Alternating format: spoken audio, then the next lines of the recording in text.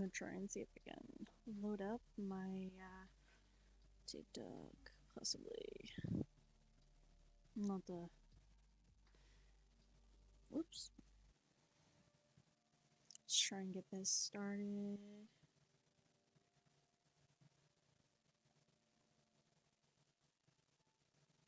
Here we go.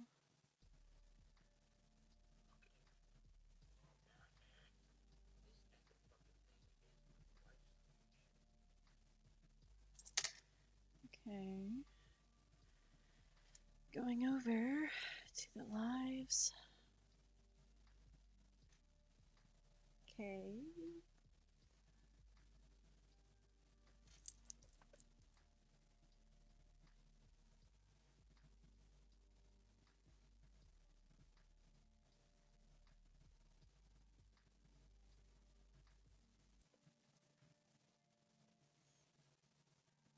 I need to turn off the recording part. Just don't know why it is like that. Nope. Let's flip that around again. Try and something I can set it on or in.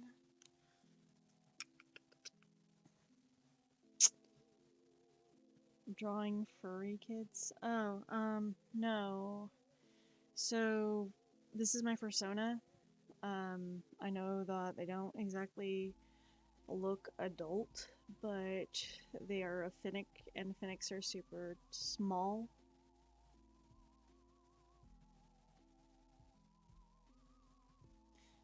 Need to grab that down and go to here. Didn't know that there was someone watching, but this was the line art. I was gonna try and do another line art over what I'd already drawn. So, kind of lily persona. Not really. That was one thing I did last stream, was that. Then coloring page 61. Art I've done. Trying to remember where I sat things because maybe have to grab.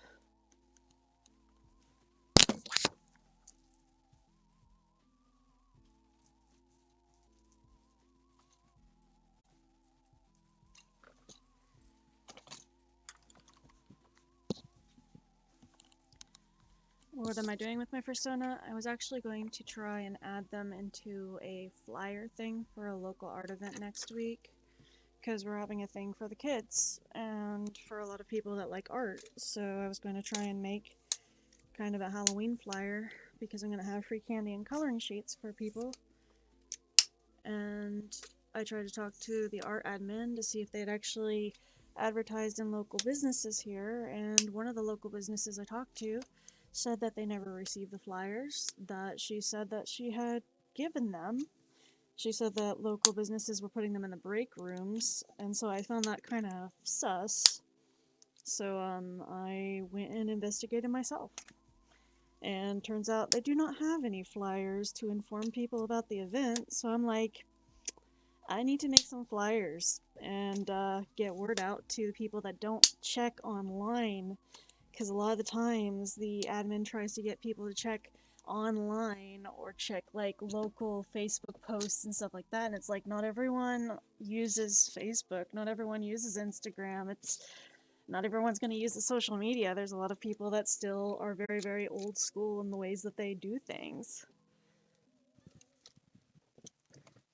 And so I was trying to set up my camera so I can do my live on Twitch and TikTok at the same time.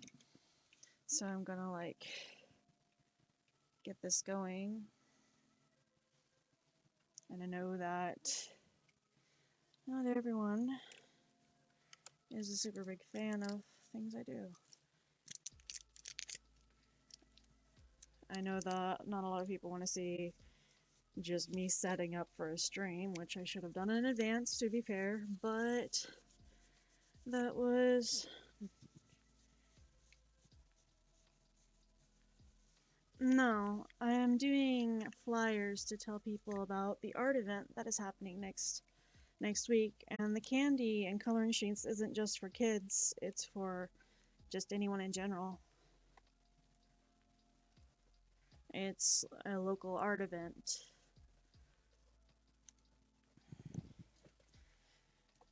And I was going to use my persona, but you are slowly making me rethink that decision. Because I was going to make a cute Halloween costume dressed up, but, you know,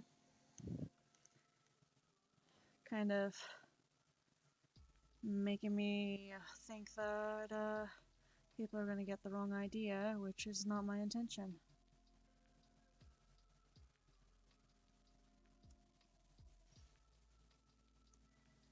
I do a lot of mental health awareness stuff, and I made coloring sheets for mental health. You think furries and flyers will encourage people to join in?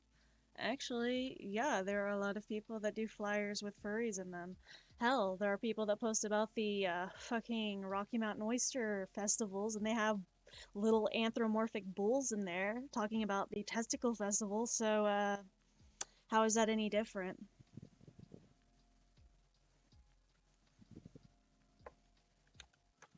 Because people use anthropomorphic characters for multiple things. They don't have to be just furries.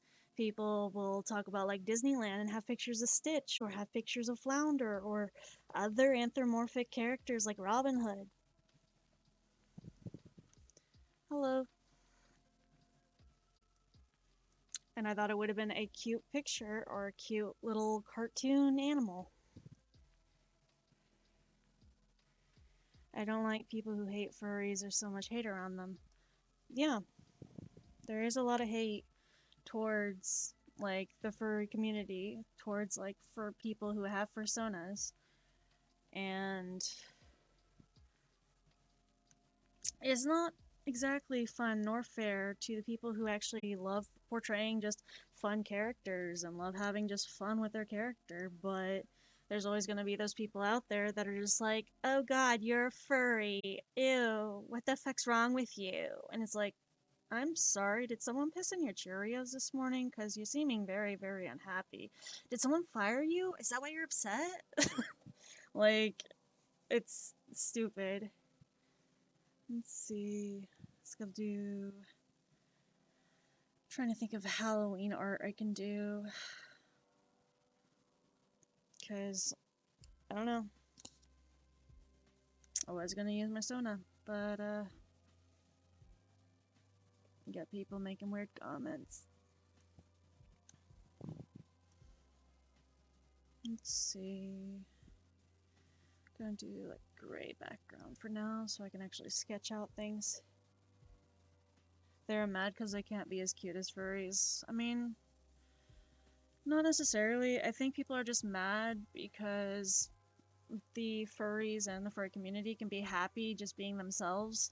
And because people who are like racists or bigots or people who are very judgmental get upset because, oh no, these people get to be happy. It's the same kind of hate that they have for like it's the same kind of hate they have for like the freaking LGBT community and stuff. Like there are personas that are LGBT, and there are people that are LGBT in the furry community, but people have this like stigma around a lot of stuff. So I'm going to take this one and try and take line art from this, and maybe have. Let's see. There, go this way. My Sona is usually topless because they don't have a chest area. Because I don't like drawing a chest area on them. Oops. Control C. Control C. It's supposed to be that layer. Control C. Control V. That was the wrong layer. What the heck in the heck? Where are ya? Okay. Oh, that's why. Control C. Then Control V. Then we're gonna go ahead and transform this because it has to be a flyer size, and I don't want the flyer to be super bad. I'm gonna try and do some line art. We'll go ahead and do black lines. but I will try to fill in a Halloween line art, like Halloween background anyways. I know that I just lost my pen. Excuse you. No, we aren't doing that. Go over here. Go over here. And whenever I saw your name say Real Stray Doggo, I was either thinking that it was either in reference to Bungo Stray Dogs, which is a manga or anime, or I was thinking that your name was in relation to furry, but I wasn't going to go with the furry assumption because anime popped up. Is your character a boy or a girl? It looks like a femboy to me. Actually, my character's non-binary. They don't really have a specified gender. I don't put a gender with them because I don't feel that that's appropriate, and that's how I identify with myself, is I don't like putting a gender with myself. I am gender fluid / gender queer, and my pronouns are they, them. So like, my character generally doesn't have a chest drawn because I don't like having a chest myself, and I've tried to get mine removed before, but the doctors were like, oh, no, no, no. See, you're born female, so you gotta have a chest because your partner might want that. And I'm just like, fuck you. So, what is non binary? Non binary means that they are not a binary gender, meaning that they don't fit into a binary characterization of feminine, masculine, boy, girl. It's just like nobody can really tell what they are, and they don't really identify with being male, they don't identify with being female, they don't identify with either gender. They can be drawn as any gender. But people don't exactly understand a lot about non-binary characters because I've gotten some people on like places I post my persona art. So basically, any gender I feel like, it's more so if I feel masculine that day, I will be masculine. If I feel feminine that day, I will be feminine. But for someone to go out of their way and be like, oh, you were born a girl, so you're a girl, it's like, okay, I may have the anatomy structure and the biological components of a girl, but literally when I was inside my mother as a baby, they could not tell what I was going to be. And I do not identify with the gender I was born as. So I choose to be whatever gender I feel like. A lot of people have a assumption or a big thing about, oh, well, you look like a girl, so you're a girl. It's like, oh, so does that mean you're gonna validate all of the trans people that say that they are a girl? Because they are a girl. Well, that doesn't. No. You can't backtrack on that. If it looks like a girl, it's a girl, right? Well, that's another. No. You can't. You can't backtrack on that. You already stated that. Let's see. So you're saying I like females. I also like femboys because they look females. So what am I? Do you think? I mean, generally you'd probably just like feminine people, and that's okay. You could be pansexual and lean feminine. You could be ace and lean feminine. There's a lot of different things. You don't necessarily have to lean towards one or more like sexualities. A gender, like what you identify as a gender, does not identify or define what you prefer sexually. Like, gender and sex are two different things. You can be born certain genders, but you can also identify as certain genders, and that's perfectly fine. Like, someone could be biologically made up as, let's say, male, but they do not identify with male. So they are what they identify with because it is scientifically proven that the brain does match up, like, neurologically to the gender that they prefer to identify as. It's literally scientifically proven in a psychological sense. So what do you like sexually? Gender wise, I don't really have a preference for whatever gender a person is. I like all genders, and To me, it's more so what a personality a person has rather than what they have equipped in their pants.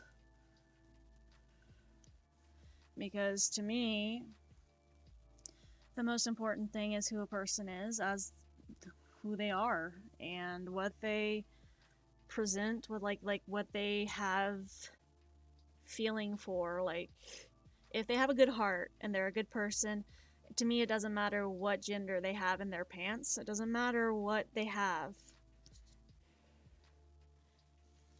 Can you identify as a furry too? I'm not much interested in human. I mean, that's not exactly what it is. Furry is more so you have an anthropomorphic character that you do identify with on an animalistic type sense, but it does not mean that you are that animal. There's a very, I guess you'd say, thin line between people who identify as an animal and people who identify as their persona.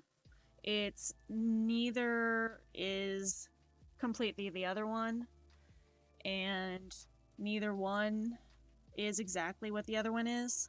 There's a lot of differences. You can identify as a furry, yes, but you also understand that you can identify as a furry, but that does not mean that you are that animal. And it does not mean that you are necessarily interested in just furries. Like, you can have I guess you'd say, you could have a fetish for, like, fursuits, which is sometimes some people's kink or fetish that they have, but I can't really go into that discussion on a safe for work platform.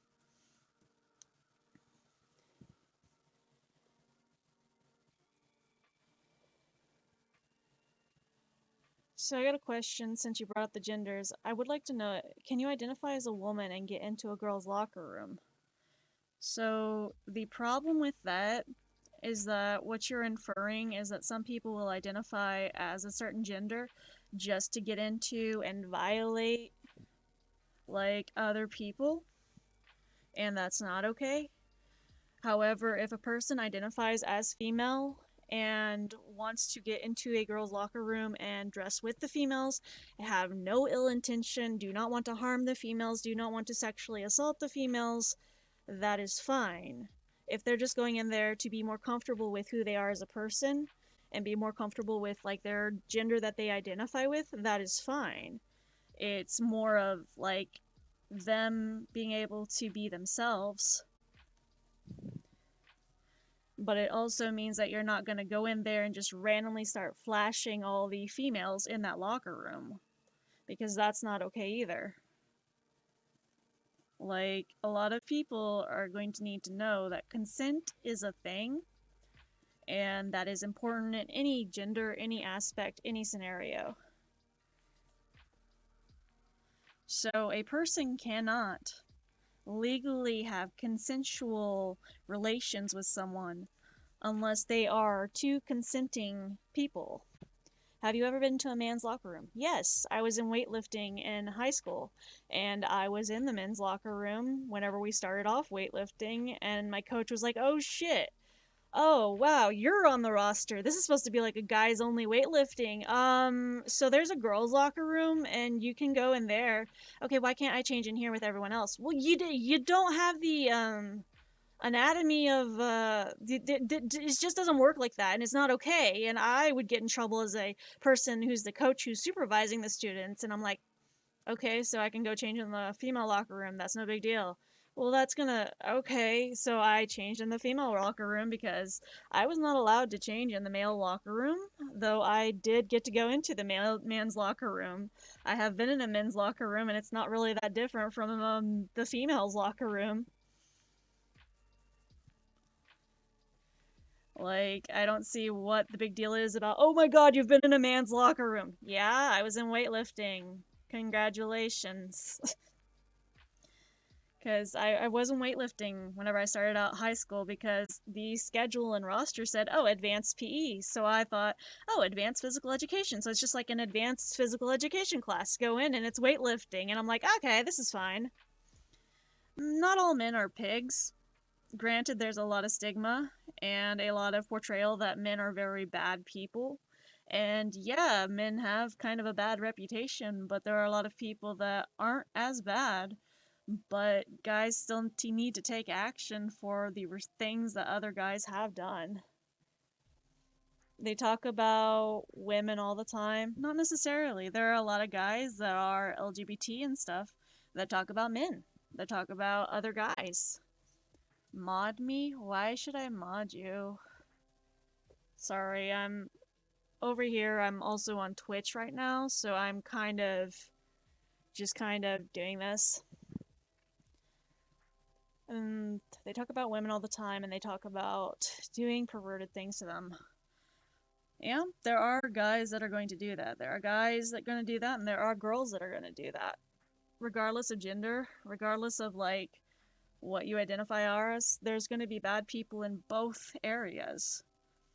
Like, there's going to be a lot of bad people in all areas, actually. And it's not necessarily meaning that everyone is a bad person, because there are good people. It's just we tend to hear more about the bad people than the good people.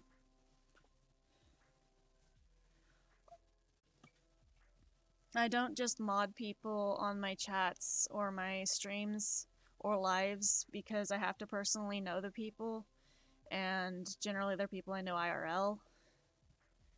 I like girls who do talk about doing perverted things to men.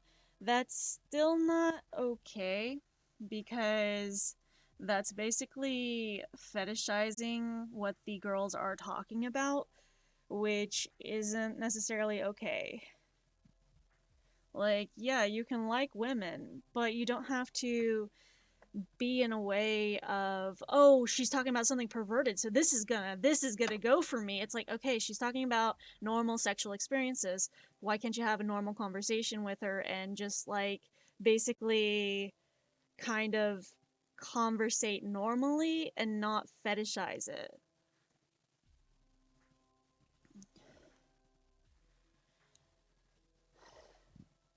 And so you said you have a fursuit fetish.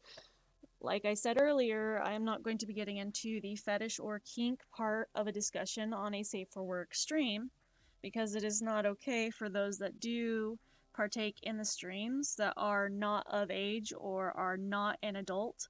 They do not need to be in adult conversations.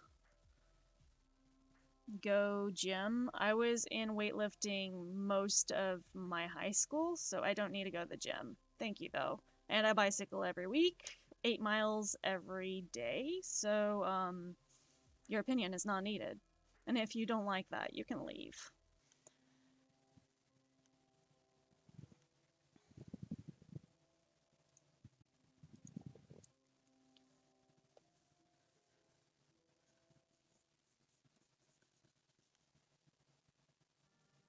You don't like kids at all, well, that is your problem.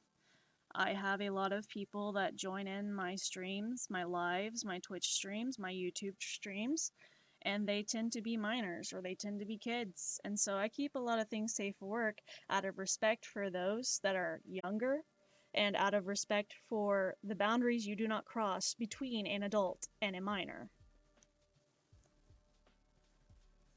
Some things are okay to discuss if you're on an adult platform, if you are discussion with mostly adults in a channel or a server. But if it is a public forum that is safe for work on a general aspect and is something kids can access, you probably should not be discussing the adult content nor the topics that kids do not need to know about at the age that they are. Am I a map? No, I am not. I understand that kids do not need to be addressing adult issues nor being involved in sexually explicit content for adults. Kids are supposed to be kids and be with kids. They're not supposed to be dating anyone outside of the age of a minor. And adults should not violate the premises of a minor in any way, shape, or form. That is not okay. As a person who has been through childhood sexual trauma, I am not okay with that.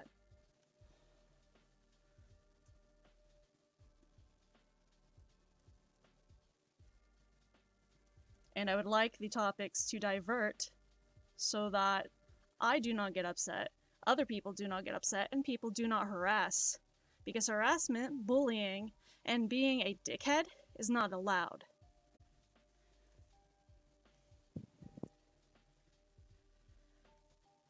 People make comments about MAPS. MAPS is a term that people will identify with as a person who sexually assaults children, and that's not okay. I am not that, and yes, I am human, but I do not feel attraction to minors.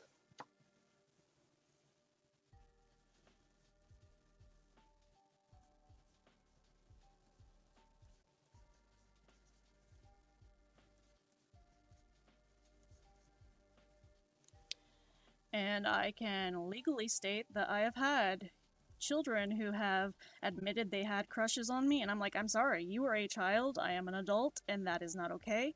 I will not be discussing any more convention talk with you. I am not a map.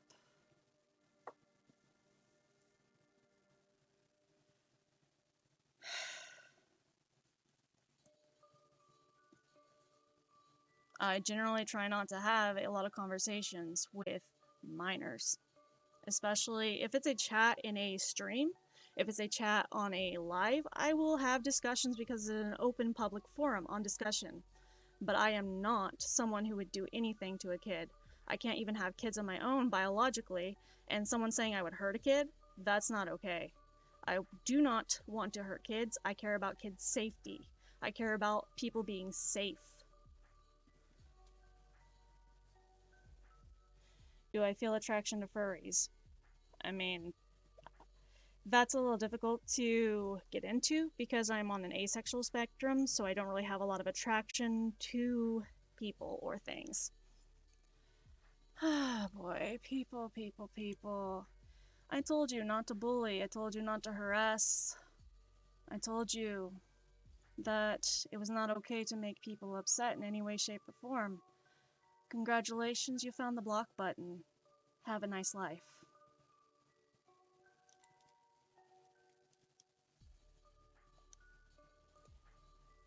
Yes, my persona has long ears, they're a Finnick.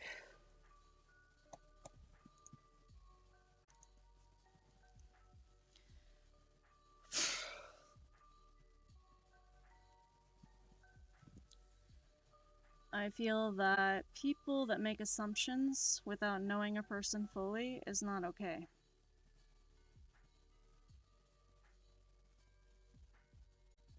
I went through a lot of childhood trauma where I was assaulted daily, so I would prefer people not to make an assumption that I would do that to a lot of people. No, I did not block you. I was talking to the TikTok live. The people in the TikTok lives were being assholes. So I don't stand for harassment nor bullying in a lot of the lives that I do.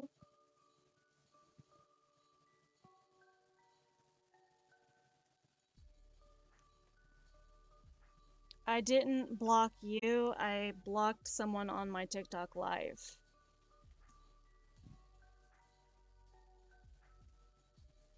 I'm streaming on my TikTok live over there and Twitch stream here.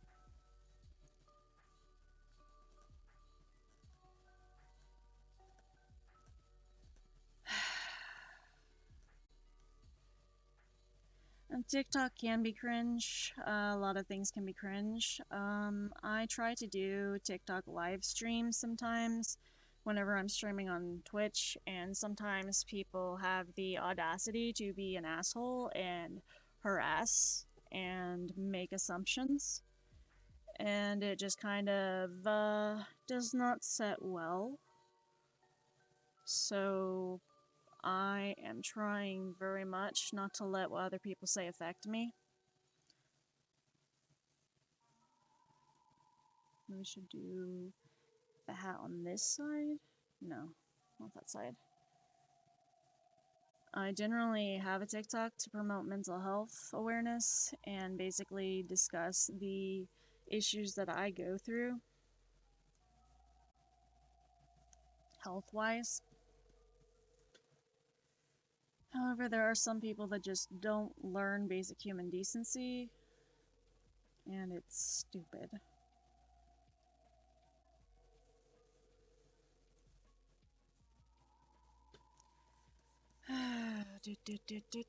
Going to...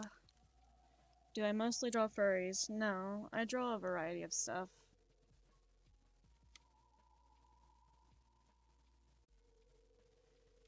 Let's see, going to these. Some people can be really, really dumb as shit.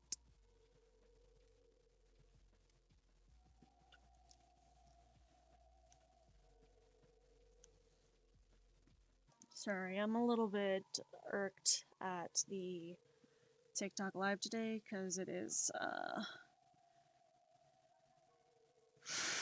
not the not the most supportive. Not supportive. It's not the most tolerable right now. It's very, very dumb. Hello. I'm not blocking more people. I am sharing the live with friends of mine that have TikToks so that I can get some mods in my chat and have a bit of like people who know me for me and people who understand what I do or who I am instead of having randos make assumptions. Why don't I just talk with you? I talk with multiple people. That is kind of a thing. I'm also not just a monogamous conversation type person. I believe in it's okay to talk to multiple people and it's okay to have multiple partners. And whenever people want conversation with just them, they're being a little bit... I don't think needy is the right word. Possessive's not the right word either.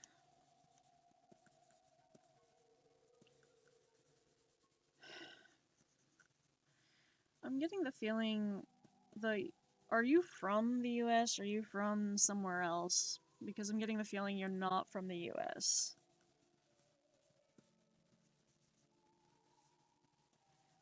Maybe Canada?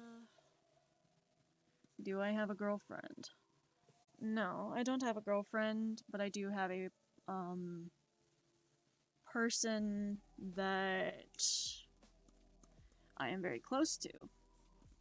And they are someone I am very respectful of.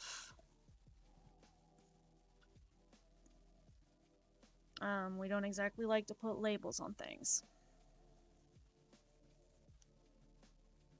How do I get a goth girlfriend? Well, generally, it's not okay to fetishize just the goth genre, and people need to understand that people looking for goth girlfriends, if you're going to be doing that, you're gonna have to understand she's gonna have an obsession with the dead. She's gonna have an obsession with morgues. She's gonna have an obsession with macabre and spooky stuff, spooky season. She's going to like witchy things. She's going to like the color black. She's going to have depression days and days that she's very upset. And people don't really want to deal with that stuff. People want just the aesthetic look of a goth person. They just want the, oh, well, she's dark and gloomy and sexy. And it's like, okay, but do you care about her mental health? Do you care about who she is as a person? Do you care about her likes, her interests, and not just the goth aspect of her? Because those things are important.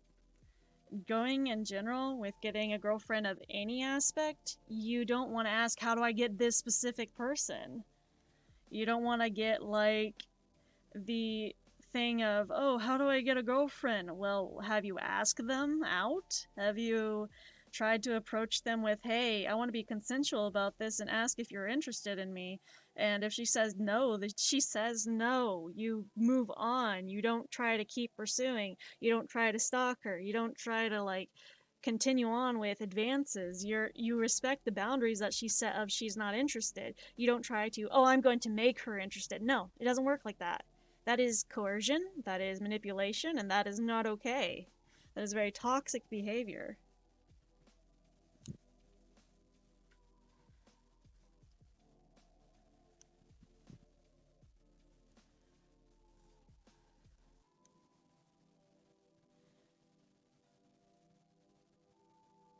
Furry goth girlfriend, I don't want any humans.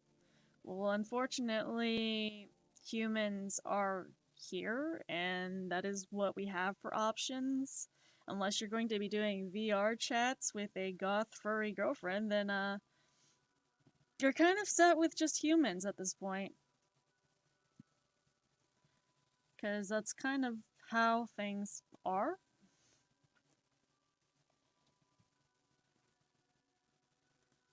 Because furries are people. Furries are people too. Like, fursonas and furries, they're just humans in fursuits. Very expensive, custom made, commissioned fursuits. Mine is, if I can find it, I have a partial because I don't do full suits.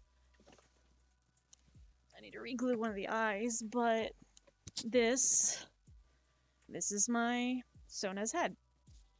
It's not completely finished, but this is mine. Da, da, da, da. Would you go for a dragon if there were other species living with us? No?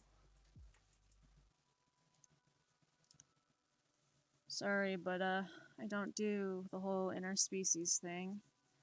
And I do not believe in having relations with animals. Because they're animals, they can't consent.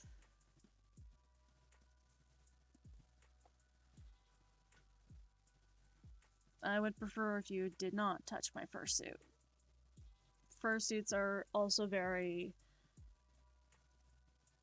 intricately made, and people just touching them can actually ruin the fursuit. Fursuits are generally meant to be kept clean and not a lot of wear because they're not for extended times of wearing. You wear them for as long as you can tolerate for short periods of time because generally fursuits get very, very hot and can cause people to overheat if you're not careful. Meaning that if you lock a fursuit in place and there's an emergency and you have to basically get that fur head off because someone is basically suffocating to death or burning alive, they can't get that off unless they unlock it, and that's not okay. That is very dangerous and harmful. When am I going to wear them? I wear them whenever I am able to and whenever I feel like it. I am not going to be wearing my fursuit on live because I will not be able to see out the fursuit to draw. A lot of people that wear fursuits have to have handlers. A lot of people that wear the fursuits have to have handlers, and handlers are people that can guide the person to where they need to go and look out for them, because when you're in a fursuit, you're looking out of buckram, which is a fabric that has little tiny holes that basically cloud your vision and basically make it very hard to see things around you. You can still see, but it's a very, like, what can I compare it to? It's like you're looking at a screen door. Everything's very cloudy, everything's dark, it's hard to make out what everything is. That's why periodically people who fursuit will take off their heads because they have to be able to see where they're going. Or if they have a handler, the handler looks out for them.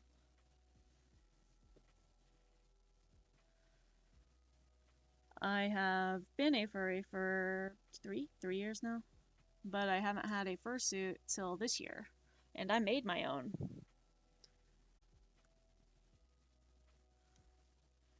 Hello.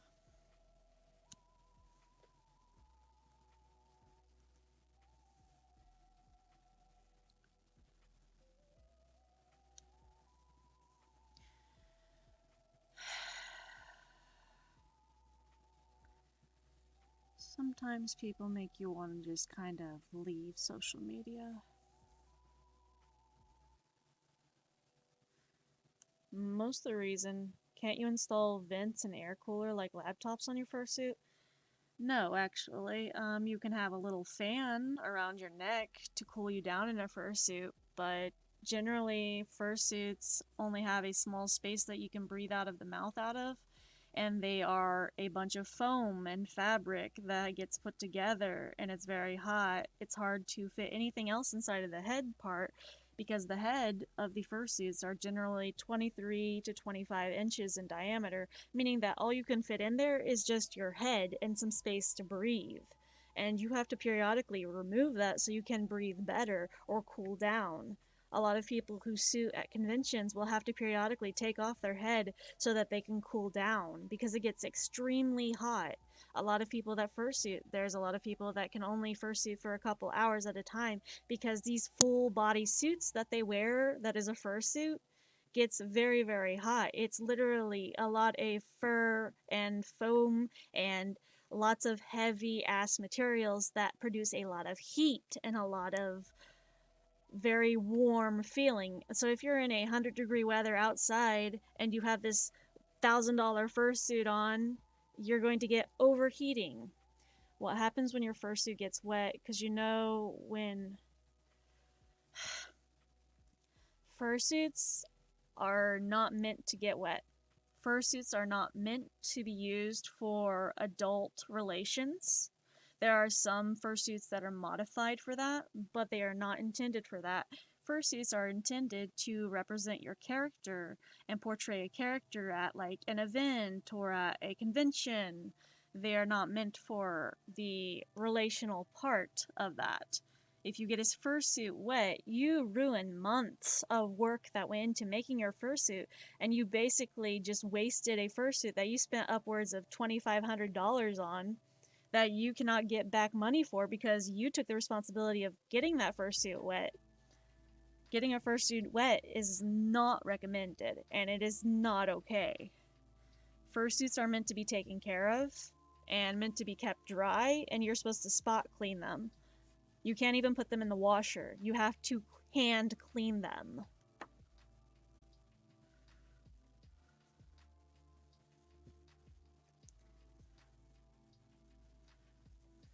Try and...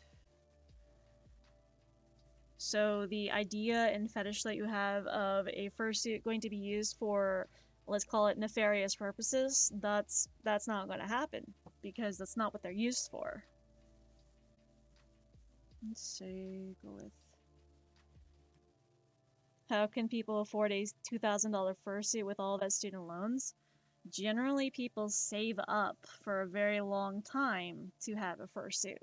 And also, a lot of the people who commission the fursuits that they get the commissioned fursuit from, they generally will work on payment plans and work on paying off the people over time so they can fully pay the fursuit off.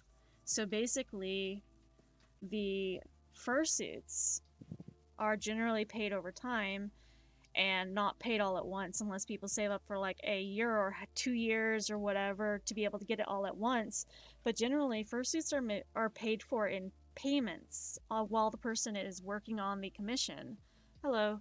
And so fursuits that generally can't be used for that. How am I doing? I am okay. Just having discussion on my Twitch with someone. They're asking about fursuits and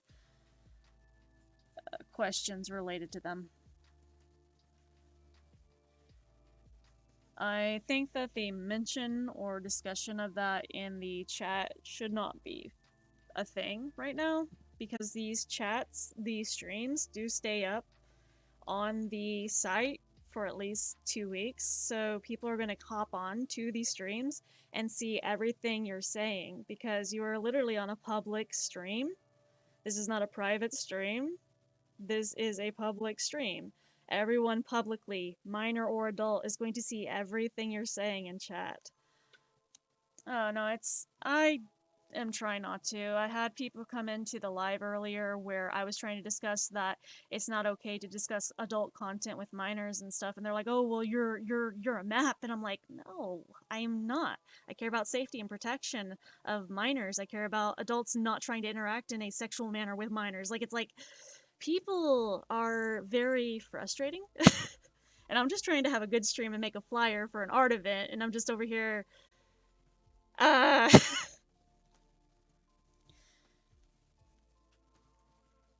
so just kind of drawing at the moment.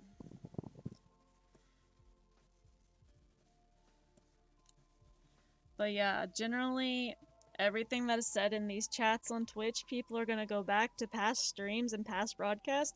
They're going to see this. Not only that, but I export all of my streams to YouTube. So everyone on YouTube is going to see everything that you are asking, everything that you are saying.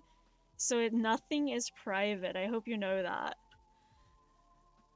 Like, people don't realize that a lot of times whenever they're having conversations on the stream, yes, I will openly answer anything that they are asking. Can you rent a fursuit? No, actually, you cannot. What you can rent are mascot suits, which are usually things sports teams have, and they are not very well made because people don't put a lot of care or work into mascot costumes. Let's see, we could go like that, and then have. I understand that it is free speech, but I also understand that you need to be a bit more respectful towards the topics of discussion that do come up, or I will have to kind of assert the moderation power that I have with my streams, and you will no longer have a access to speech because I try to keep my chats and my streams safe for work because I do not think it is okay for minors to be into adult conversations and stuff like that. Hi, Aurelia. I think that the conversations and stuff should be safe for work, and that a lot of the topics, unless the stream is specifically stating this is adult, this is for mature content 17 plus, you should not be discussing anything that isn't safe for work because these things are things that kids are going to be watching. They are not okay to have these discussions around minors. Minors just need to enjoy being minors and like ah I didn't just say or do anything stupid, so I'm just being what I am. Actually, you have accumulated a few topics that are not okay to be discussing with minors. First off, you have asked about fetish stuff. That is not a topic you discuss around minors. Two, you have discussed things you think are like, oh, I like women and I like when they talk perverted. That's not okay to discuss around kids either. That's not okay. Like, just Leah is fine. Oh, okay. I will remember that. And I understand you don't think you did anything stupid, but there are certain topics that you have to keep in mind you cannot discuss around minors. You cannot discuss around people who are underage. It is not okay. I really love your ability. I don't understand what you are meaning. Sorry. I'm trying to process.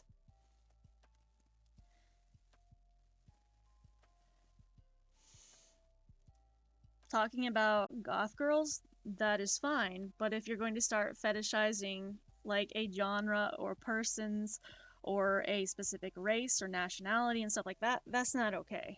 That is not okay to discuss, nor is it okay to have as a thing. Like that is more for an adult forum or Reddit. Have you considered Reddit? Because people go on Reddit all the time and discuss that type of stuff. It's okay. I understand, Leah. I'm trying to stream on both like TikTok Live and on Twitch. Having discussions that are safe for work, they also mean you don't talk about topics that are considered adult, whether that be in a mature sense, whether that be in a sense of would you want a kid to hear this talking, like, would you want a kid to hear the conversation or the topics you were talking about? Would you think a 5-year-old would be okay with you discussing the things you're discussing? Sure, you're going to say, "Oh, well, they don't know what I'm talking about. They don't know what I'm saying, so it's not going to matter." They are still children. You still got to be respectful. You still have to moderate what you are saying, because that is a younger person. That is a person who does not understand adult stuff. That is a person that cannot consent to what you are talking about, and it is not okay. Like, there are people that are as young as 10 and 9 years old hopping into my Twitch streams from time to time to talk or to see the art. And I try to keep my stuff safe for work for a majority of the time, because a lot of my followers are minor or underage. Kids always ruin the fun. No, kids don't always ruin the fun. Kids deserve to be able to see art. Kids deserve to be able to have conversation or someone to talk to. What they don't deserve is someone trying to bring up conversations or topics that can literally be very bad for them to try and learn about at the age that they are. Can be really bad for them to hear about, because they're not going to understand what you're talking about, and they're going to ask questions to their parents. The parents are going to be like, "What the fuck are you telling my kid? What the fuck are you talking about with my kid? That's not okay." Yes, I understand there are ways that you can monitor or moderate what you're saying or filter what you're saying, but you have to keep in mind, you also have to be mindful of what you are saying, mindful of what you are doing in a chat, mindful of what you are doing on a public forum, because there are people of many ages that come into the chats that are not just adults. And like, my niece recently turned 14, I would wish for her not to hear about such topics this early.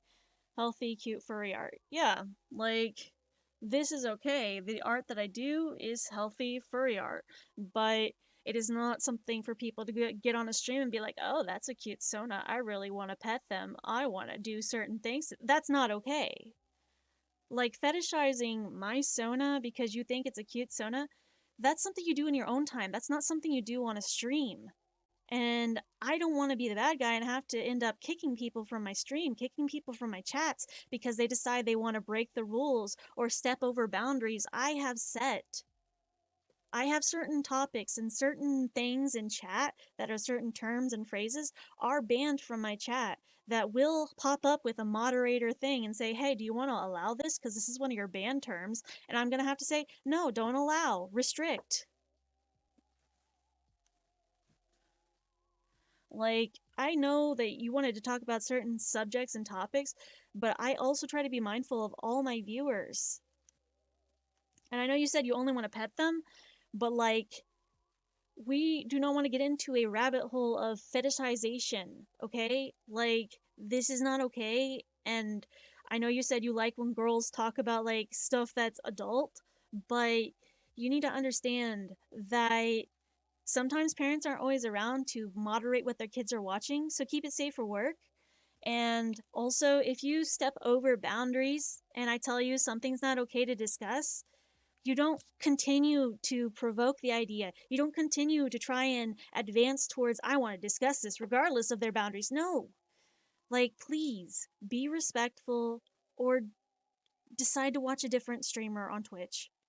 Like, I don't want to be that guy, but I would like people to please respect the boundaries of the chat and the stream, and understand that minors' feelings, minors' actions need to be taken into consideration when you are posting things in the chat, because this is not an adult content forum. This is not an adult content stream. This is not an adult content chat discussion.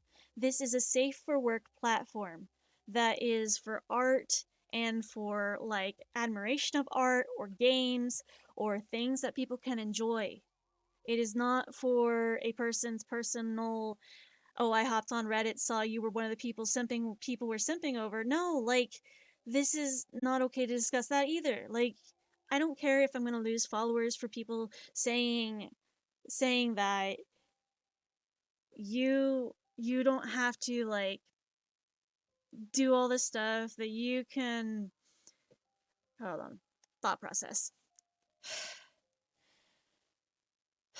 Gotta redirect my thoughts. I lost my focus. Okay, so the bottom line that I'm trying to set is that when I say something's not okay to discuss in my chat, it's not okay. Regardless of your feelings on it, it's not okay. because it is my boundary I am setting. And one thing you need to understand in any conversation, any chat forum, anything you are online with people, there is consent, regardless of your age, regardless of who you are. Consent is always a thing. And respecting people's boundaries when people tell you stop, when people tell you we don't need to discuss this any further, we don't need to get into this topic, those boundaries need to be respected, because if you are not respecting the boundaries of someone setting and saying, no, please stop, don't do that, you are literally violating their boundaries. And that is not okay in any way, shape, or form. Apologies on TikTok stream. Sorry. Need to redirect my thought process. No one's behind me.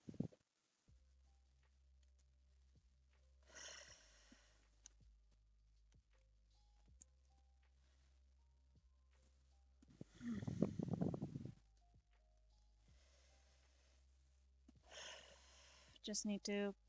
And not all parents have the time or skills to effectively monitor their children's online activities. They rely on platforms to keep them safe. That is true. A lot of parents don't have time to monitor their kids. A lot of times, parents can't always check the things that kids are viewing. Sometimes parents can't even keep track of what the kids are watching. And so, keeping a stream safe for work is the best thing you can do in case kids decide to hop on your streams and be like, hey, this person's really cool. They're playing Minecraft. I like Minecraft too. Like, you don't want to get out of safe for work, because that is not okay, because you don't know who all is watching your streams. You don't know who all is interacting on your stream, on your chat, on your live, on whatever you're on, because you don't know what all this stuff is. Also, you say you're so glad you don't have kids. Well, surprise, surprise, I don't have kids either, but I'm still respectful of that. I don't have the ability to have kids. I never have had the ability to have kids. Do I enjoy other people that have kids and like to like spoil the kids and talk to the parents and be like a co-parent? Yeah, that's fine. I don't mind other people having kids, because kids deserve love and support. Kids deserve protection and safety, and deserve someone who's going to respect their boundaries and teach them right and wrong. And like, yeah, I don't have kids. And I've had multiple people be like, oh, it's good. You don't deserve kids. I've had people come in and say, oh, I'm glad you're not a parent because you'd make a horrible mom. I've had people be like, oh, you're batshit crazy. Why would you need kids? And I'm like, okay, so I can't have kids, but thank you so much for your love and support that you've now shown me, because this shows me that you were not really a friend. I have people that have basically crushed my heart almost daily, like in the past, basically saying, hey, you'd make a great mom. And I'm like, oh, that's great. I can't have kids, but thank you. And I've had people be like, oh, you should have kids. And I've had ex's parents that are like, oh, you should have kids. And I'm like, I can't have kids. Why can't you give me kids? I can't have kids. Can I give you fur babies? Cats are okay, right? Like, I do not have kids myself, but I sometimes do envy my sister. They can be very exhausting, but they're also very precious and wonderful. Yes. And like, a lot of people, they will say like things like, oh, well, people are just having like, I'm going to get into a very controversial topic here, but people are just having like abortions for fun. No, no one's doing abortion for fun. People are having abortions as like, oh, well, their body can't handle kids. Oh, there's situations you don't understand going on. And yes, I'm in support of abortions. And I have people that are like, oh, you're killing babies. And it's like, no, you're not killing babies. You're killing something that hasn't developed yet or doesn't have a fully cognitive function to understand what's going on. And yeah, there are some people that are very much against this, but there are some medical situations that it is very necessary to save the mother's life, and I understand that. And I know this can be a whole big conversation discussion thing, but yes, do I love like people having kids? Yes. Do I want to force people to have kids? No. Like, there's a whole difference. Like, there are some people and a lot of my friends that can't physically have kids, and my opinion is that I'm sorry that they can't have kids, and I'm glad they get to enjoy like other people around them that have like nieces and nephews that bring them around. I'm glad that they get to enjoy, like, I guess you'd say, vicariously learning what it's like to have kids, because there are people that go into like a teaching field that get to understand what it's like to have kids. And I'm not a person that's going to say I hate kids, because like that's not okay. Like, yes, I get there's some people that can't tolerate, and there are some times at the art events where kids will get on my nerves and be like, "Oh, I just colored over this stuff. Oh, is everything in your booth free?" And it's like, "No." "Oh, I want to get this," and like pick it up and then drop it, or like pick it up and run off, and it's like, how you gonna? Is your parent gonna pay for that? Like, yes, it makes me very nervous for kids to just randomly pick up stuff. And I understand that, yes, kids are going to randomly pick up stuff at an art event. People are going to randomly come up and touch things. Kids are very tactile, they like to touch things. And it's not a bad thing for people to have kids, but if people don't want to have kids, that is perfectly fine too. People that can't have kids, that's fine too. Everyone has their preferences, and that's perfectly fine. I like puppies more than babies. Some people, they do like puppies more than babies. Some people like cats more than babies. That's perfectly fine. Nobody's asking you to like babies or kids. Like, it's perfectly fine to not want to ever have kids.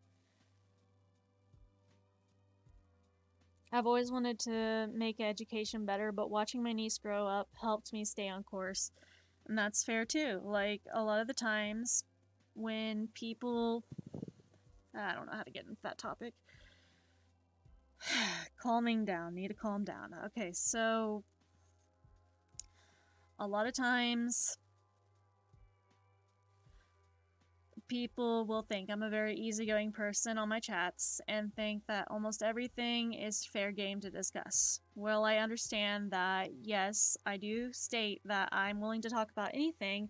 I do also state that as long as it is safe for work, I will discuss it. As long as it is Twitch appropriate, I will discuss it. And if you look in the Twitch guidelines and community guidelines, you will understand that there are topics that they state that are not okay to discuss on a Twitch stream, that are not okay to publicly discuss, because there are minors on this app, and they do state that in the Twitch community guidelines. So whenever I state that I am setting a boundary because of those stated guidelines, I would like for that guideline to be respected, because I do enjoy streaming. I do enjoy chatting with people on stream, and I do enjoy the conversations I have with people. I just would also like to adhere to the rules. Do you have some furry toys to show us? No. I don't even know what you mean by that. Are you talking about like Fursona toys? Like little plushies of my Fursona? No, I've never had one made. If you are talking about toys in the adult sense, I am not showing that. Fur babies, puppies, kittens are all cute. It's possible to appreciate them and like kids. Yes, it is possible. Let's see, I wanted to try and readjust the arms. Sorry about a lot of stuff. Calm down. I am not one that likes to lose my temper nor get upset on a stream. I also do not like getting triggered or having topics addressed that do trigger. And I've had a couple streams where I have broke down and had meltdowns and had to leave the stream early because I broke down on stream. And I would like to very much not break down. The asking for action figures and plushies. I do not have any action figures or plushies of my character, nor do I have any of any Fursonas. I just have Pokemon. Is a current character in OC. Actually, yeah, they are. Let me see if I can find it. They are my Sona. I'm gonna try and. This is my Sona. I had the line art I was trying to go over earlier. This is my Sona. Their name is Zimmer. They're a Fennec Fox. I have other art of them that might be a bit more comfortable. That was just a piece I put into a lot of detail into. Let me try and find 2022 July. Ow. July. Let's see. Not July. Okay, Art Fight Attacks might be a good one to go with. There we go. So This is my Sona in another aspect. During July there was a thing called Art Fight, and whenever I did Art Fight, the objective is that, yeah, my persona has no gender. I said that on the start of stream. Yes, my persona is a Finnick. A Finnick is what type of Sona they are. What your Sona is, you can state like what species they are, like what animal they are. Mine is a Finnick fox. I'm not stating their gender. They don't have a gender. They're non binary. But their species is a Finnick fox.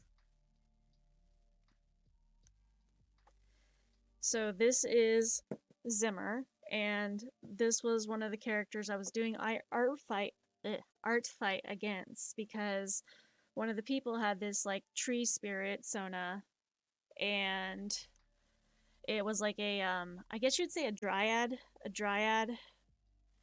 Um, Let me try and remember. So the person who has this character, Look! God dang it.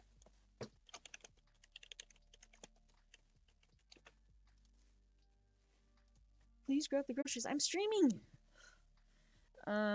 So the person who has the green-haired Sona person character OC, this is their Dryad character.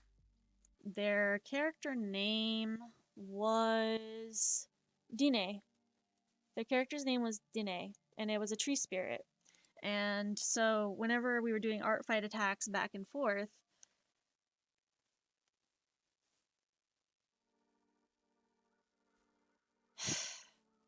yes, I keep referring to my Sona as their or they or them because that is their pronouns. Their pronouns are they, them. Okay, let me go ahead and try and open up the other files. Just like my pronouns are they, them, and theirs. Zimmer, let me spell it out. Ah. And DNA is the other one.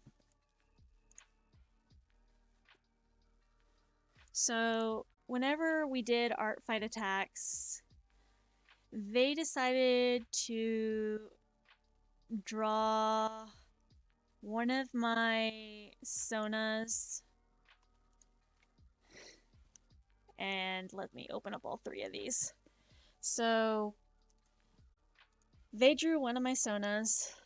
It's okay. It's not a problem. Let me open up. Where is... should it be in the one? Is it in this one? So they drew one of my Sonas, which is a Neko Maid, which is... let's open up this one. This is one of my Sonas, this is a Neko Maid. Her name is Kurage. And so Esor the Ghost on Art Fight drew their own little fan art, because what you do in Art Fight is you draw a fan art of someone's character, and then they draw one in return. So they drew fan art of my Sona, or my character, which is a cat maid. Then I drew this in response, so they drew this.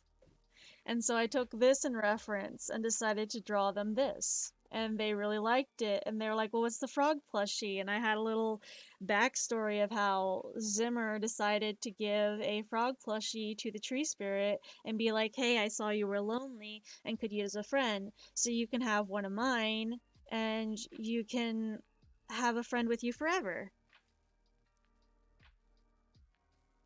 And so basically the person was like, oh my god, I'm gonna use that in my D&D campaign for my character. They're gonna have this little frog plush named Franklin that Zimmer gave them to remind like the party of an old friend they used to have that they lost, and that they have this to remember them by. And I'm like, okay, I'm not gonna get sentimental. I'm not gonna get sentimental. Oh my god, thank you.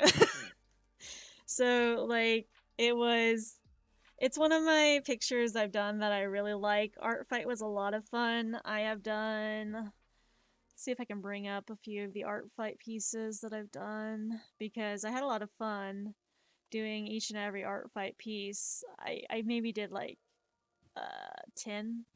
So here is one of the characters I also did. Someone said they liked Alice in Wonderland Cheshire Cat. Their character was a no face Cheshire type cat that was this character. This was their character. And I did this as the fan art of their character because I too like Alice in Wonderland. And I know it came off as a little creepier than normal pictures that I draw, but I'm like, oh, you want Alice in Wonderland. And your character, you want them creepy? I got this. Creeping out people, I got this. So I let out the creepy and I let out the kind of spooky yet mystical type look. Then this was one of the art fights I did towards someone's character who was like I think was a fox or a dog type character, where the person's character got into a flower pot to dig around and they loved it. And it was fun to do. And then this was one of my roommate's partners has a person who was doing art fight as well, and I believe their pronouns were it and they and them. And so its character was a Dutchy fox mix, so a dragon fox mix. And so I decided to do this for their character because I thought it would be really cute to do the eyes like this, and they didn't have a lot of like art of their Sona, so I'm like, you know what are you into? And they're like, well, I like cottagecore and I like my Sona and stuff, and I like just the mushrooms and things. And I'm like, I got this. I'm gonna draw this, and I drew a little like cup that says hop to it and has a little frog on it because I thought that would be cottagecore type stuff. Let's see this. Yeah, I try really hard to remember the neo pronouns that people have because I try to be respectful. Because I prefer people to respect my pronouns whenever I say that my pronouns are they, them, and people are like, oh, you're she, her. And I'm like, no, please don't do that. I have people that are like, well, you look like a girl, so I'm going to refer to you as a girl. Please don't do that. Like, unless I specifically state that I'm having a feminine day and that that's okay, please refer to me as they, them. I get very frustrated when people use the wrong pronouns. So those were some of the art fight pieces I did. And let's see if I can open. Ouch. I'm gonna try and reopen possible. I might use Kurage for the art flyer, possibly. I just need to find out where I put them. There they are. Though I might. I hope there are many more chances for Danae and Zimmer. They look great together. I honestly don't know if I'll be able to do more art of them because Art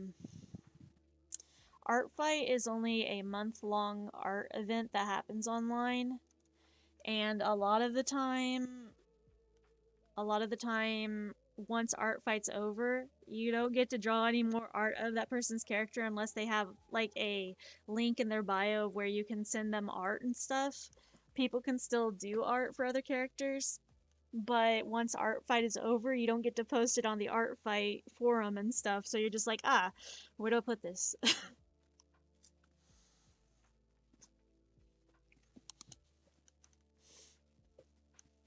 So I have this character.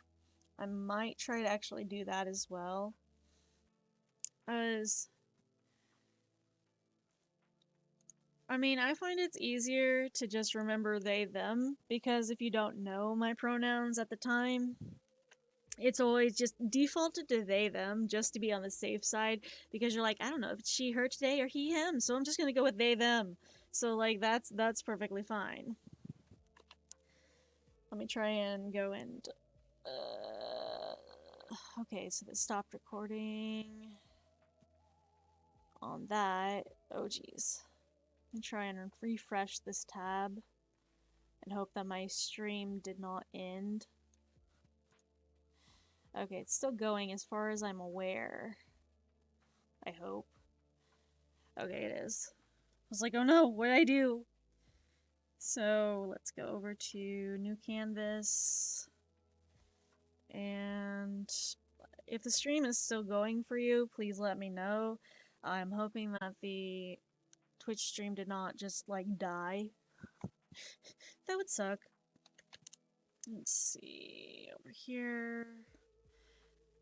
And then we're going to transform this down a bit. Need to refresh and do a little chibi Alice because I'll be cosplaying. Okay. It is still going. Okay. So I'll be cosplaying Alice in Wonderland at the next art event. Let me try and... I could put on my wig real quick. It's like a very... What is this?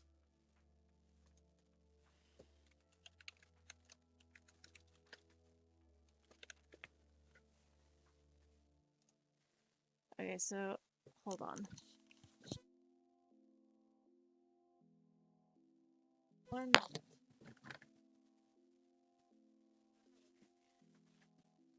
So this is the costume I'll have at the next art event.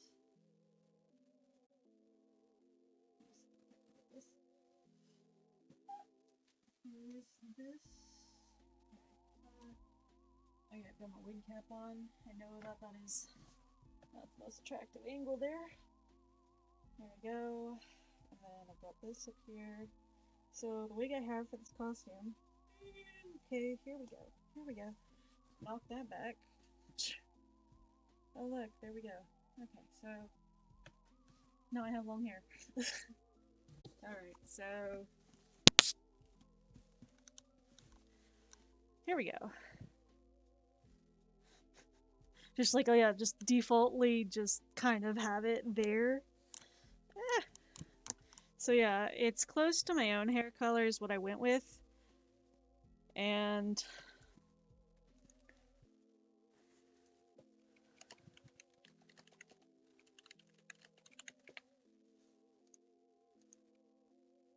I know that my younger brother is streaming.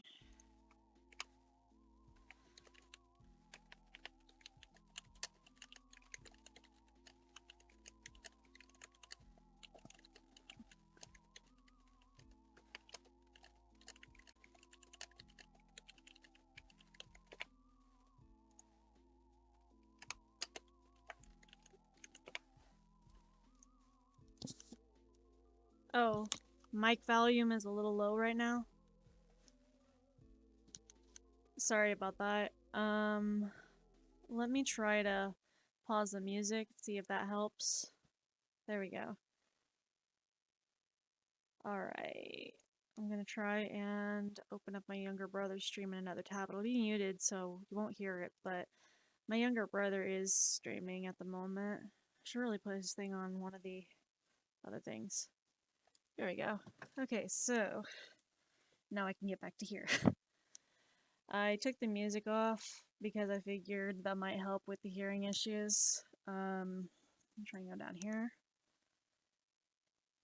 But yeah, this is my wig for my costume. I do a lot of cosplaying at the local art events. And the character I'll be doing at the next art event is Alice from Alice in Wonderland. So, oh geez, wrong thing. So I have this as my costume wig, and I spent 5 days hand sewing my own costume. I'm going to... Okay, it's better already. Let's see, go to here, and lead, kind of here. And we're going to have like the paws out in front, kind of up and up front over here. And then take off this one. There we go. And I know that once people see me with a wig on, they're gonna be like, hello. Hello, Angel the 53. Hi. I put my wig on because was showing part of the cosplay that I'm doing at the next art event. My hair is short, it's not long, but I decided to kind of put my wig on because I wanted to show Leah the wig and stuff for my next art thing. Got the arms like this. Minecraft, hi. So yeah, this is my hair. I can literally lift this up, just kind of, there's my thing. So yeah, it's a wig. I used to have this long hair back in high school, and I was like, oh yeah, if I get this long hair again, people would probably think I was androgynous. I mean, they'd assume I was female, but oh well. Here's this one paw and this one paw, and I'm gonna put like a bucket for the candy kind of over here. I'm trying to work on art for a flyer for an art event next week, and I'm gonna have like candy and stuff. Oh, nice, Smash Bros. Who you playing as? Sorry, my wig gets in my face. I'm gonna have to try and adjust that back behind my head because I don't like the wig hair getting in my face. The problem with long hair. What character are you playing as in Smash? My Mii? Oh, okay. So you're playing as the Mii character. Okay. I usually play as Link, Yoshi, Kirby, and Shy Guy. Those are my top 4 for Smash Bros. Okay. Because, like, I think that Kirby is just pretty awesome. That he's a little round pink ball, the pudginess that you can just vacuum everything into. I actually have the Kirby game for the Switch, the Kirby Forgotten Lands. I haven't gotten the newer Kirby game that just came out with all like the dessert race and stuff.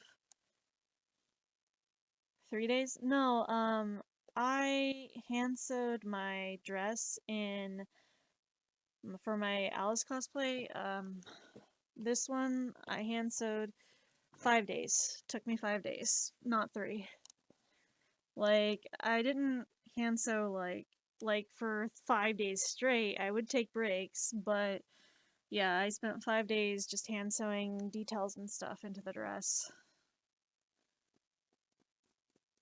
And Kirby's your main? That's kind of my main as well. So, ah boy.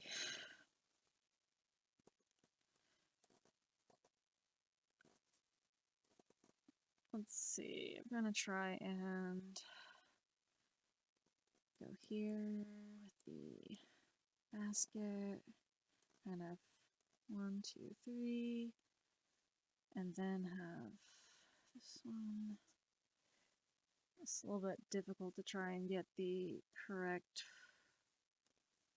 like angles and stuff on this. Here and here.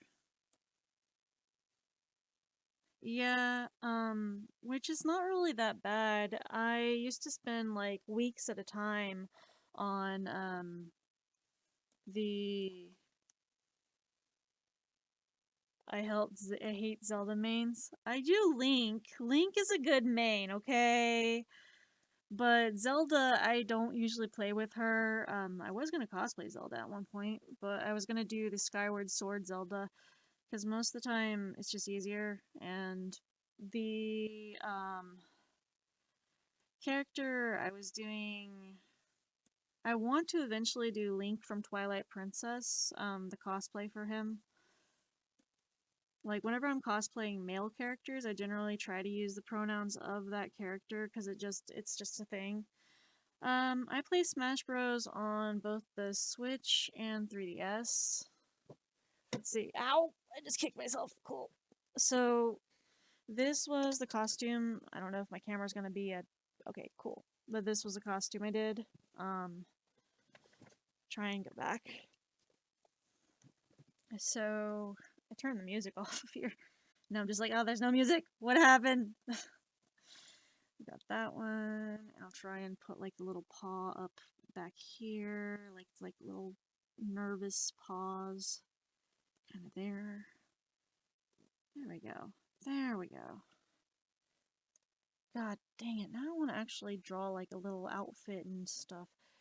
Sorry, I got a bit distracted there. Hello.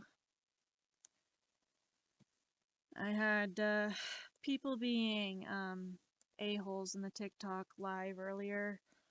I'm trying to stream on both TikTok live and on Twitch at the moment. And earlier had some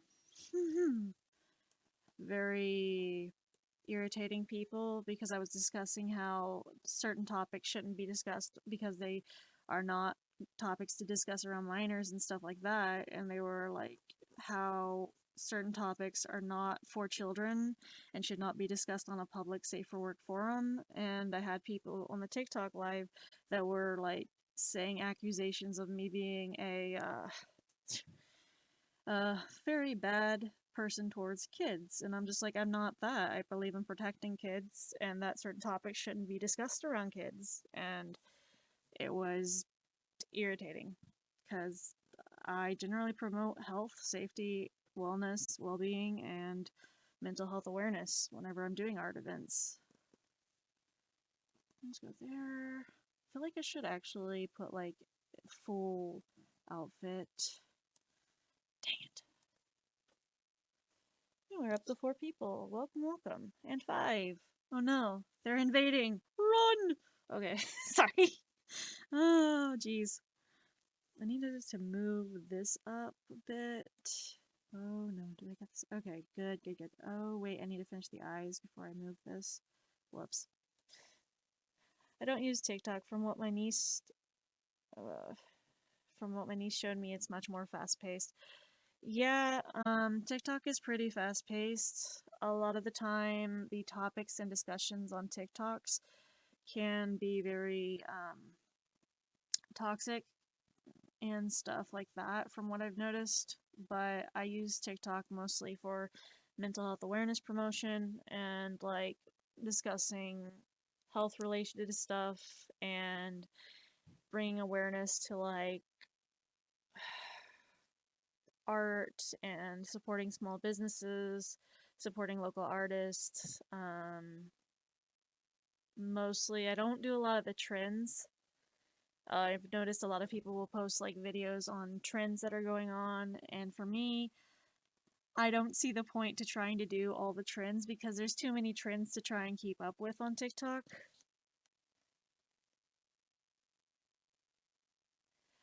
Yeah, a lot of people on TikTok are a lot younger than they would like to admit on a lot of the lives and chats and stuff, and so that's why I try to take caution and generally keep everything safe for work and discussions because people could say they are a certain age and then all of a sudden you're in trouble for discussing adult topics and blah blah blah blah. Oh no, OSHA, or not OSHA, but like fucking community guideline violation because someone falsely claimed that they were of age or falsely claimed that they were an adult on your forum, but really you should have checked their bio because it was not. It's like, what the hell? You can't trust everyone on a platform about what age they say they are when it comes to like people randomly hopping into chats. And it's like, oh, that's wonderful. Great.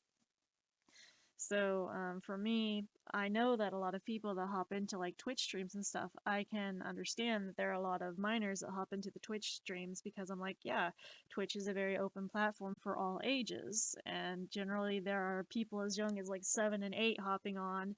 And it's like, yeah, I'm keeping everything safe for work because a lot of the time I'm streaming Minecraft or I'm streaming art. And most of my art is safe for work, so I generally keep everything safe for work topic wise and try to. Sometimes there are people that like to push the boundaries that I set when it comes to topic discussions and chat discussions, and I understand that that is a thing that people will do, but I also understand that boundaries should be respected and consented to no matter what age. Also, Angela the 53. I don't know if you're following me on Twitch, but if you aren't, that's fine. Welcome to the chat stream, and you are welcome to follow for more content in the future, or if you just want to know the next time, you can just hop in and have a safe space. You're 8. That's fair. Oh, she's JK. I was like, okay, I'm just gonna trust you on that one, not assume. No, a lot of people when they hop into like my streams or like my lives and stuff, sometimes they'll be like, "Oh, what are you? Like 18, 19?" I'm like, "Oh God, you're undershooting that by a lot, buddy." Like, okay, I didn't know. I do try to pay attention to who is following. I don't know all the time, but I do try to remember who all is following, just out of respect for people. Sometimes it's hard. My memory is shit. Sometimes my memory is shit. Sometimes there are things I wish I could forget. So, anyways, so basically,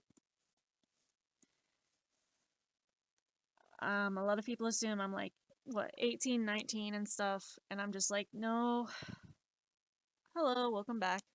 I'm just like, no, I am not 19 or 18. I am way older than that. And they're like, how old are you? And I'm like, old enough to be your mom. No way. I'm going to be 30 next year. Really? And I'm like, yes. You don't look it. I know. And the fact that I am 4'9" does not help the situation nor scenario. Like, welcome back. I'm trying to, is it Alazi? A lazy best? Sorry, I'm trying to make sure I don't mispronounce your name because I would like to respect whatever name you do have.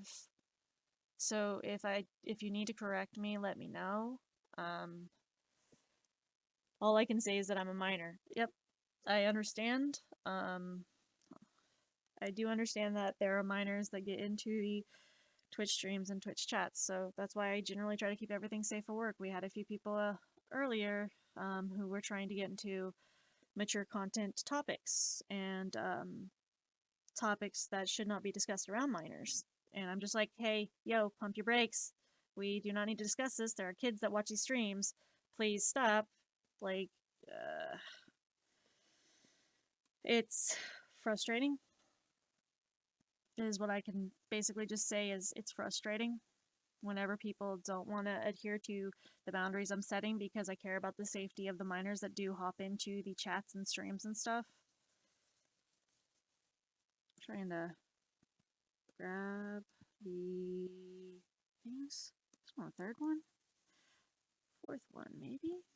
No. Fifth one? No. Oh, what's that? There's a notification. What is the notification? Yeah, it's just my cousin saying thanks for the coloring books. Okay, so going back to here. My cousin found out that her daughter.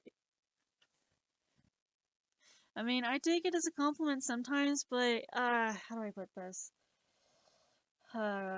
This past, not this year, but last year, it was frustrating because I I was okay, so there are 3 instances last year where people mistook me for a middle schooler. And the fact that I am 4'9" does not help that assumption for a lot of people because they're like, "Oh, shouldn't you be in school?" I'm like, "Shouldn't you stop like assuming my age?" So, yeah, there were a bit of people that assumed I was a middle schooler last year.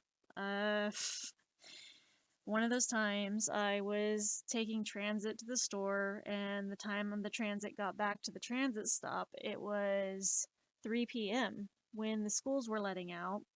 I'm getting off this transit with my backpack, mask on, Deadpool shorts, and Deadpool shirt, and just like getting off the transit to walk home. And these middle schoolers and high schoolers are all walking past me, and I'm just like, holy shit, these fuckers are tall. What are they giving these kids? Are there hormones? Are they like hormones in their milk? Did they spike their milk? Because these kids are too tall, like way too tall. Or maybe I'm just too short for an adult. Like what the hell? Are they feeding these kids steroids? Like I'm just like down here, all these kids are like up here, and I'm just like, what is this? Lands of the Giants? Holy shit! Like it was it was very like weird. And then finally, one of the kids approached me and was like, "Hey, that was a good lesson in class today, wasn't it?" And I'm like, "What? Yeah, didn't you like what the teacher said?" And I'm like, "What the fuck are you talking about? What the fuck are you on about? What's going on?" And almost got him. Nice. Good luck. And so, like, this middle school kid approaches me and is like talking about class and school and stuff. And I'm just like, I have no clue what they are talking about. And then all of a sudden, like, they're like, "So, do you know if it's supposed to rain today?" And I'm like, what do you mean?" And they're like, "Well, my mom said it's supposed to rain today, so I brought an umbrella to school with me." I need to refresh the tab because it froze on me. And I'm just over here, kind of like, I have no clue what is going on. I'm gonna go, "Okay, you're welcome to come back anytime." So they were like talking about school and class and stuff, and I had no clue what was going on. And like they ended the conversation with saying like, "Oh, you have nice piercings on your ears. See you tomorrow in school." And I'm just like, "I'm not in school. I'm not in school. I'm not in school, okay?" And then I was like, why do they assume I was in school? Is it because I got off the transit and I'm wearing a backpack and a mask? Like, what's going on here? And yeah, it was kind of weird, but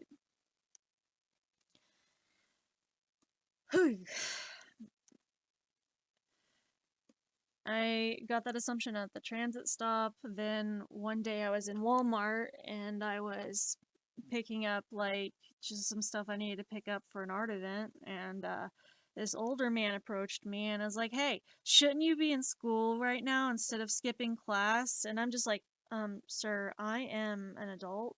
I am not a minor. I don't know why you assume I am in school." "Oh yeah, you're just lying about being an adult. Where's your ID?" And I'm like, "I have an ID. It legally states I was born in 1993. That should give you kind of a hint that I'm not a minor." "Oh well, they print fake IDs all the time." "Sir, would you please step away from me and mind your own business? I'm just here to pick up stuff from the store and go home. Please do not make an assumption that I'm still in school. Whatever, kid, you need to go back into school and get into class." And I'm like, "Yes, sir, I will remember that and head back to my school tomorrow." Yeah, okay. So there was that. And then in 2021, no, I think it was 2020. Yeah, it was 2020. There was an art event in downtown, and I decided to cosplay Dorothy from Stella Glow. She's a character who's a harbinger of death and basically a Grim Reaper who has a power to control little bunny dolls in a video game. And she wears like a rabbit hood and is short. And so I wore a whole costume that I made and stuff. And I made like a whole Dorothy outfit, bunny hood, the ears stood up. I had like a bunny backpack on. And then um at the event, I get into like inside of a building to look at some art because it's an art event and cosplay was allowed. And this person approaches me and says, "That's a very well made costume." And I'm like, "Yeah, thanks. I made it all myself."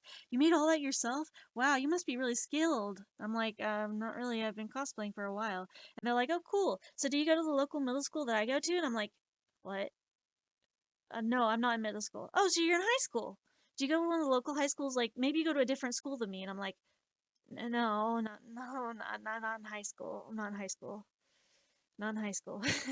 That's a very very long time ago. And she's like, "What? So what? You're like starting college?"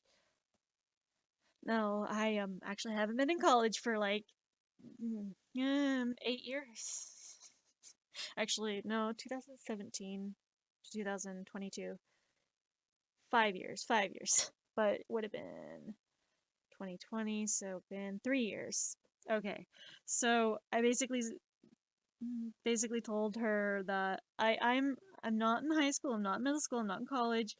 Oh, I assumed you were in middle school like me, because like you're really short. And I'm like, I get that assumption a lot, and you have no idea how many times I've been assumed of I was a kid. So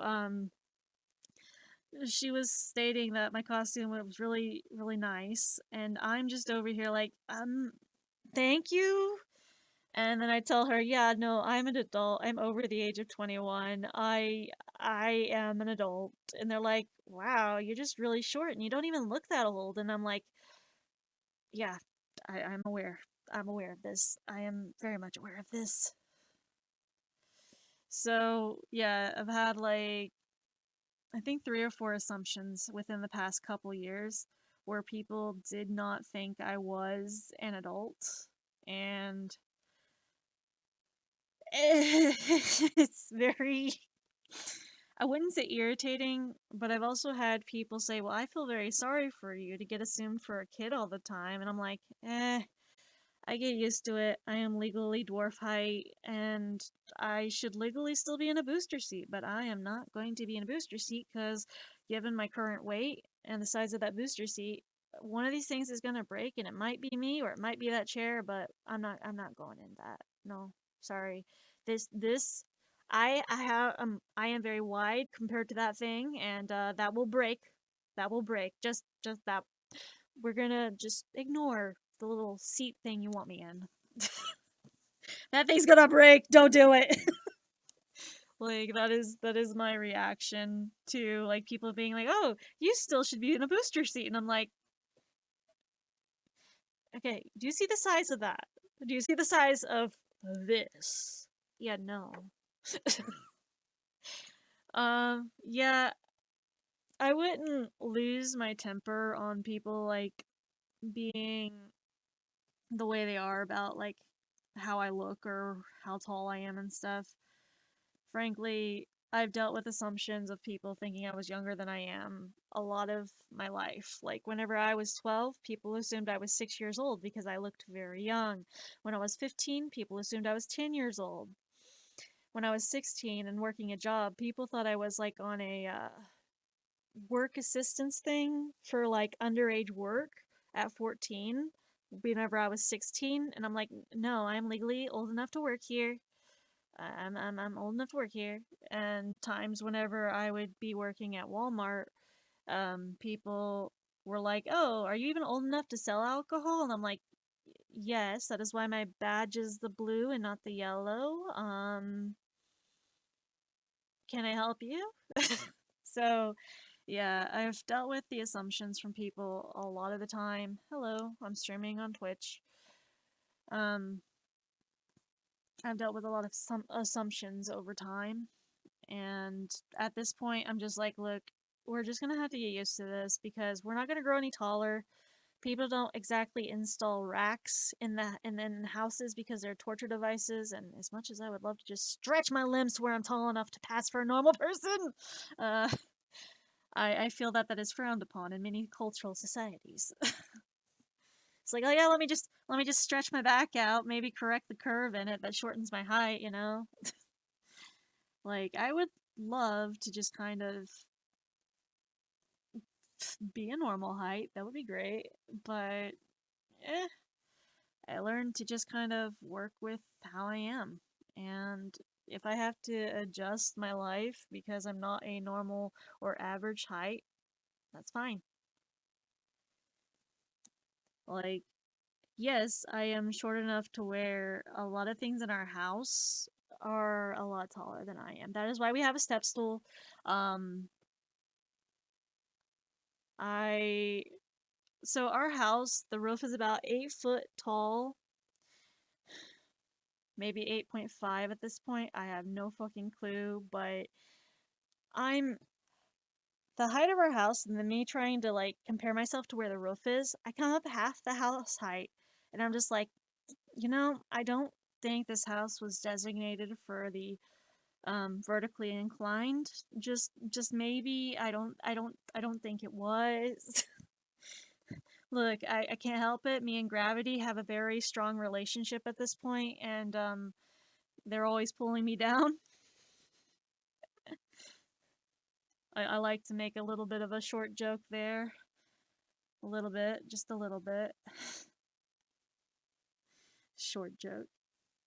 Because, like, short on time, short on temper, short on height, short on ability to understand. We're just very short here. So, it's comparable to what you've experienced, but I've had multiple guys tell me they would not even consider me because I am too tall. How could anyone marry a woman so tall? Luckily, I'm ace. I am ace flux, so I totally get that. Because I've had a lot of people that are like, oh, so do you have any physical traits you like on people? And I'm just like, huh? Well, there's gotta be something you find attractive about people, right? And I'm just like, um, attraction. Yeah, that's only sometimes, and that's like their personality and a connection with them. Okay, but do you like anything physical? Hugs?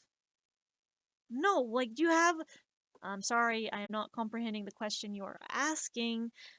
Please find a different way to word this so that I understand because I'm kind of not understanding. It doesn't click with my brain. Please. And I hate that there's a lot of like those little survey things that are like asking questions for like your sexual orientation and stuff, and they don't list like asexual as an option, or they don't list like ace flux or like there's a lot of questions that don't list like normal things for that are should be considered. And so also, I think it's perfectly fine to be tall. I have this friend, and she lives all the way in Utah, and she's about 5'8", and she's a more how do I put this? I'm trying to think of a very respectful term to put this. I'm plus size. She's plus size as well, and so she's 5'8" and plus size, and can be very intimidating to people because she's tall. And I'm just like, I would be lucky to be tall. Like you can we trade? You be the squirrel. You climb. I don't want to climb. Like, I'd it's it's also one of those things where people whenever they ask like the orientation of mine, I'm just like ace flux, and they're like, well, what's that mean? You don't like anything in an adult aspect? And I'm like, no, but sometimes yes, sometimes no. What do you mean? Do you not like, does your brain not function? And I'm like, well, yes and no. For me, I can say that a person is hot usually in a combination of personality and mannerisms to which I want to touch, kiss, or cuddle with them. And I understand that. Like, I like kissing people, yes. I like hugging people, yes. I like cuddling people, yes. And most people, they make an assumption about me because they're like, oh, you're autistic, so you don't like physical touch. And I'm like, I mean, there are some people I don't want physical touch from, and there are some people I would gladly accept touch from, but a lot of the time, if I do not know you on a personal level and we have not had a conversation within 24 hours and we have not gotten to know each other and you want to touch me, I'm probably going to back away slowly. like like that's just my opinion on it cuz I would like to get to know someone before anything ever like took place. And some people, whenever they find out, oh, you're polyamorous, what does that mean? And I'm like, well, it means that I believe in multiple loves or multiple partners. Oh, so you want to cheat on a partner? No, cheating happens with any relationship, monogamous or polyamorous. Like, for me, polyamory means that I believe that a relationship can be with multiple people as long as there's communication, honesty, being upfront, and like basically basically as long as things are communicated well amongst all the people or parties involved in a relationship, there that is perfectly fine and that can work. However, like if people are just going to be like, "Oh, so polyamorous means I can have multiple partners and just do whatever I want," they don't fully understand because that is not what it means. It's literally a relationship, but it's multiple relationships at one time. Like, it's basically a consensual relationship between the peoples or persons involved where there's honesty and communication. And a lot of people, because that's not their normal or that's not their cultural normal, they are like, oh, that's gross, that's a sin, blah, blah, blah, blah, blah. Insert judgmental values here. Um, For me, if a person wants to be monogamous, that's their priority. That's their prerogative. They can be monogamous. I have no problem with that. Now, if a person were monogamous and trying to establish a relationship with me, I would have to say, like, basically, oh, okay, so you don't want me to be okay with this. You don't want me to be satisfied by having, like, someone who's going to fill the needs that you don't feel. Okay, so you want this to be kind of one-sided and me not allowed to enjoy having a person that I'm going to connect with and have you I can connect with. Like, uh, you're killing me, Smalls. So, for me, I would understand if a person were monogamous. However, I've had people approach me with the aspect of, "Oh, I'm monogamous and I like you, but I don't want you to like anyone else but me, and oh, you have a current like partner you are involved with. Oh, well then I can't seek a relationship with you because you already have someone." And I bring up, oh well, polyamory is a thing and that's kind of what I am, but that's weird. I just want you to myself. And I'm just like, okay, well then you can't really pursue a relationship with me. Well, why not? Can't you just leave said person? No, they're an established thing, and I want to respect their boundaries, and I want you to respect my boundaries. Like, this has to work all ways around, like, always. Um, Interesting, the only relationships I'm interested in are platonic ones. Unfortunately, many people, especially guys, misunderstand kindness. Yeah, like I also get that. Like I've had people that are like, "Oh, I'm monogamous, but I want to do you and then I want to have someone else, but I don't want you to know about this someone else." And I'm like, "That's not polyamory or monogamy. That's cheating." No, no, no. I would let you know, so you would let me know that you are monogamous, but you don't want to communicate what you're doing with them. That is cheating. Um in my opinion anyways. Like I also understand platonic arrangements and platonic friendships, platonic relationships. Like I have a few friends that are asexual, like completely asexual, and they're like, "Well, I just like to cuddle people, but I don't want anything past cuddles." And I'm like, "Okay, that's perfectly understandable. That is something that is very much understandable. Like you just want to cuddle, fine, just cuddles. Cuddles is good. If you don't want to be touched and you just want to sit there on the couch and watch a movie with me, that's fine. That is perfectly a-okay. If you just want to have Taco Bell at 2 a.m. and just talk about the stars, let's do it. Not like let's do it, but like let's sit down under the stars, eat some Taco Bell. I don't know. Like that's just that's kind of my my outlook on it is that for me being ace flux, sometimes my brain's going to be interested in like the other aspect of like intimacy, but most of the time and majority of the time my brain's like, hey, do you want to watch the stars and cuddle? Do you want to watch a light show and then head to bed? Do you want to like discuss a book I just finished reading?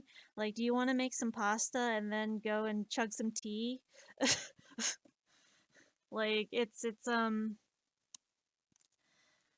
one of those things that not a lot of people understand is that when you try to explain like asexuality being a spectrum, people will be like, but how is asexuality a thing? And it's like, well, it's a thing for a lot of people.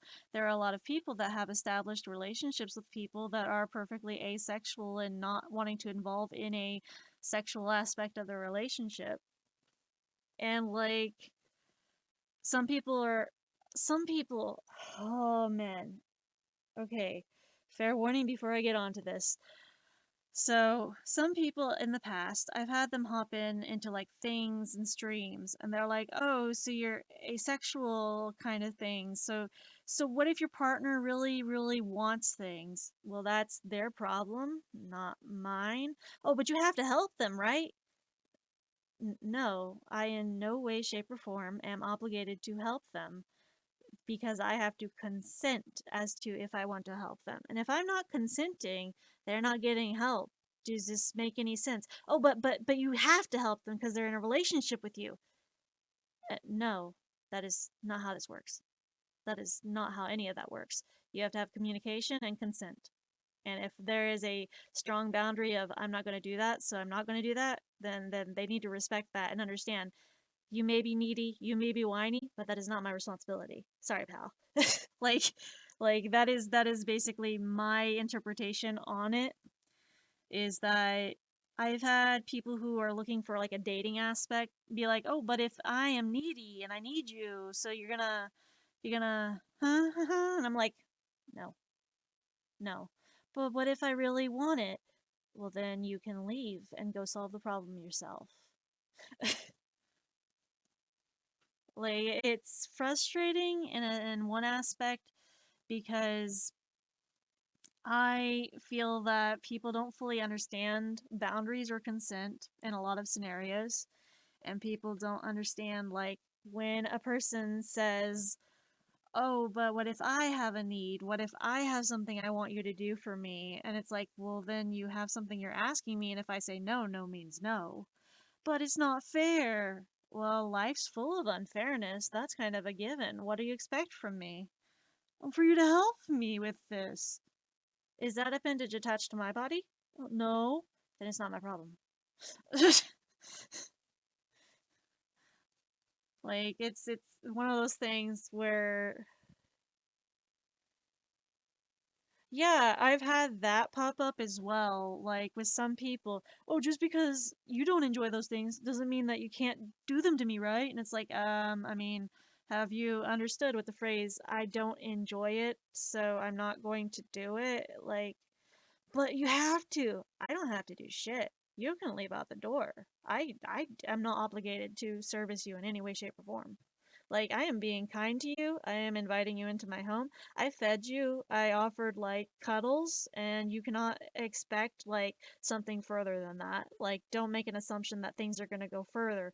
If anyone, like, in any relationship or any aspect, does, like, a thing, like, how do I get into this? So, there's a thing I've noticed with a lot of people that are like, but I'm a good person and I deserved things because I was a good person. You were a good person. Congratulations. That's basic human decency. You're supposed to be a good person and not expect anything out of it.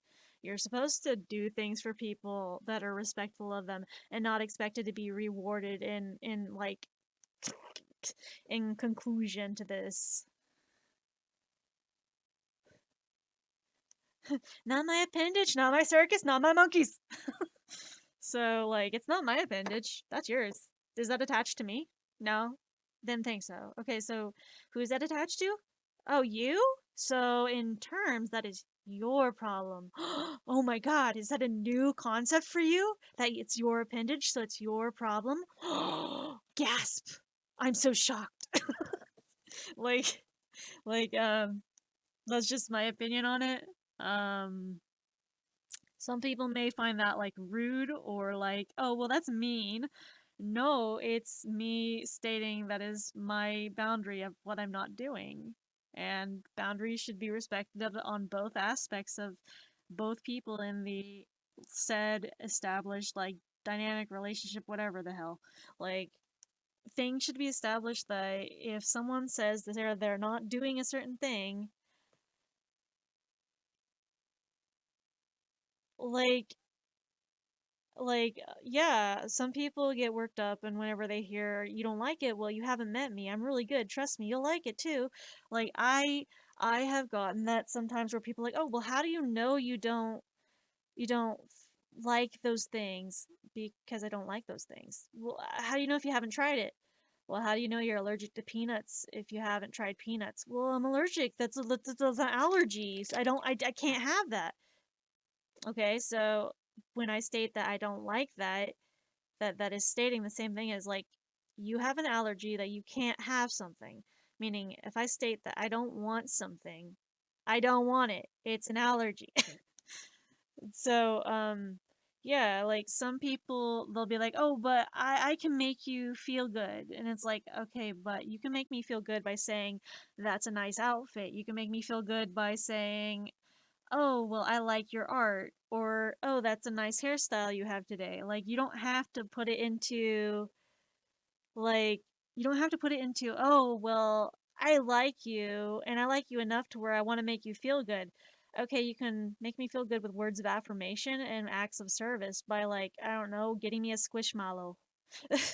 Like, it's frustrating that some people have this mentality of they don't want to comprehend or understand the asexual spectrum of things. And some people have a lot of trauma and will, like, basically go into a mindset that they are not of the ability to say yes, and so there are people that don't understand that, and it's kind of frustrating that people don't take time to understand certain mental things that happen. Like, you're actually the first person on the ace spectrum I've met on Twitch. um you're welcome. I don't know how to, like, respond to that in a way that won't be, like, offensive or anything. Like, I'm like, you're welcome, question mark. Sorry. um yeah, like, I am on the asexual spectrum. I am ace flux, and my libido does fluctuate into, like, pansexual, but even so, it's not really the appendages that are matter to me. It's like who the person is as a person. It's a connection. It's the like, personality. It's basically, I'm gonna take my wig off for a second.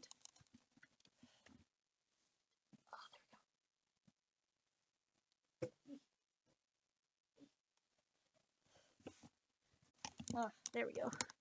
It's basically, for me, it's connection, and it's like just person's personality.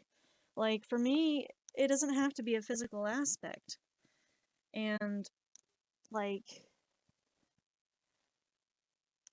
yeah, like, there's a big spectrum when it comes to the asexual spectrum.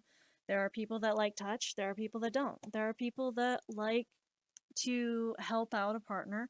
There are people that are completely repulsed by it. There's a lot of, sorry, there's a lot of different aspects to the asexual spectrum, and people don't understand that because when they hear the word asexual, they're like, oh, you don't like sex at all. You don't like it. See this, so sorry, trying to censor.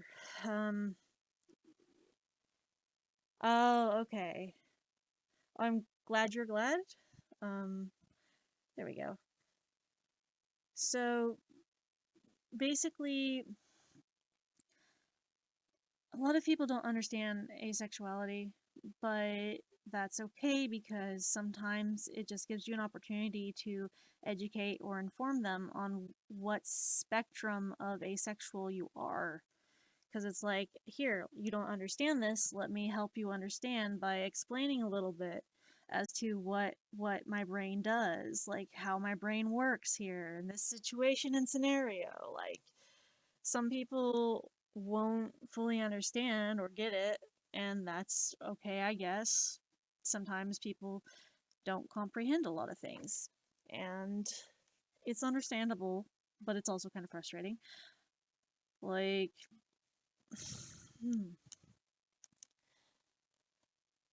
sometimes it's just nice to go into like a hangout or date with someone and not have that expectation of things are gonna lead to other things at the end of the night when the date is over. If it's just like something like a date where you're hanging out, you maybe go have some food, you go to some favorite spots to hang out that don't even cost money, like the park or cemetery. Yes, a cemetery is a great first date idea for normal people. Okay, maybe people don't like the cemetery, but for me, it'd be like, oh, you want to hang out at the cemetery and look for like grave markers? You want to go like hang out at the cemetery and like look at the epitaphs? And some people are just like, what? Oh, that's really cool. You get to see all the dead people. Huh? Just it's like a great way to start off a conversation with someone just to test out if they can handle your weirdness. So, where do you want to go for your first date? You want to go to the cemetery? What? That's not a. That's not a. That's not like a date idea. Well, we can go look at the dead people. What? Are you serious? I mean, you hang out in the cemetery. It's silent. It's quiet. Nobody really goes there. You just hang out there in the peace and solitude. Maybe hang out under a tree. And that's your idea of a date? I mean, it sounded interesting to me. One way to always freak people out is just like, oh, you want to go hang out in the cemetery? Why would you want to hang out in the cemetery? I don't know. To see the dead people? Why? I don't know. It's like it's funny and it's amusing. But I do like hanging out in cemeteries sometimes. I used to do that a lot in high school. I would just go because I lived not very far from a cemetery. I'd just go hang out in the cemetery for fun.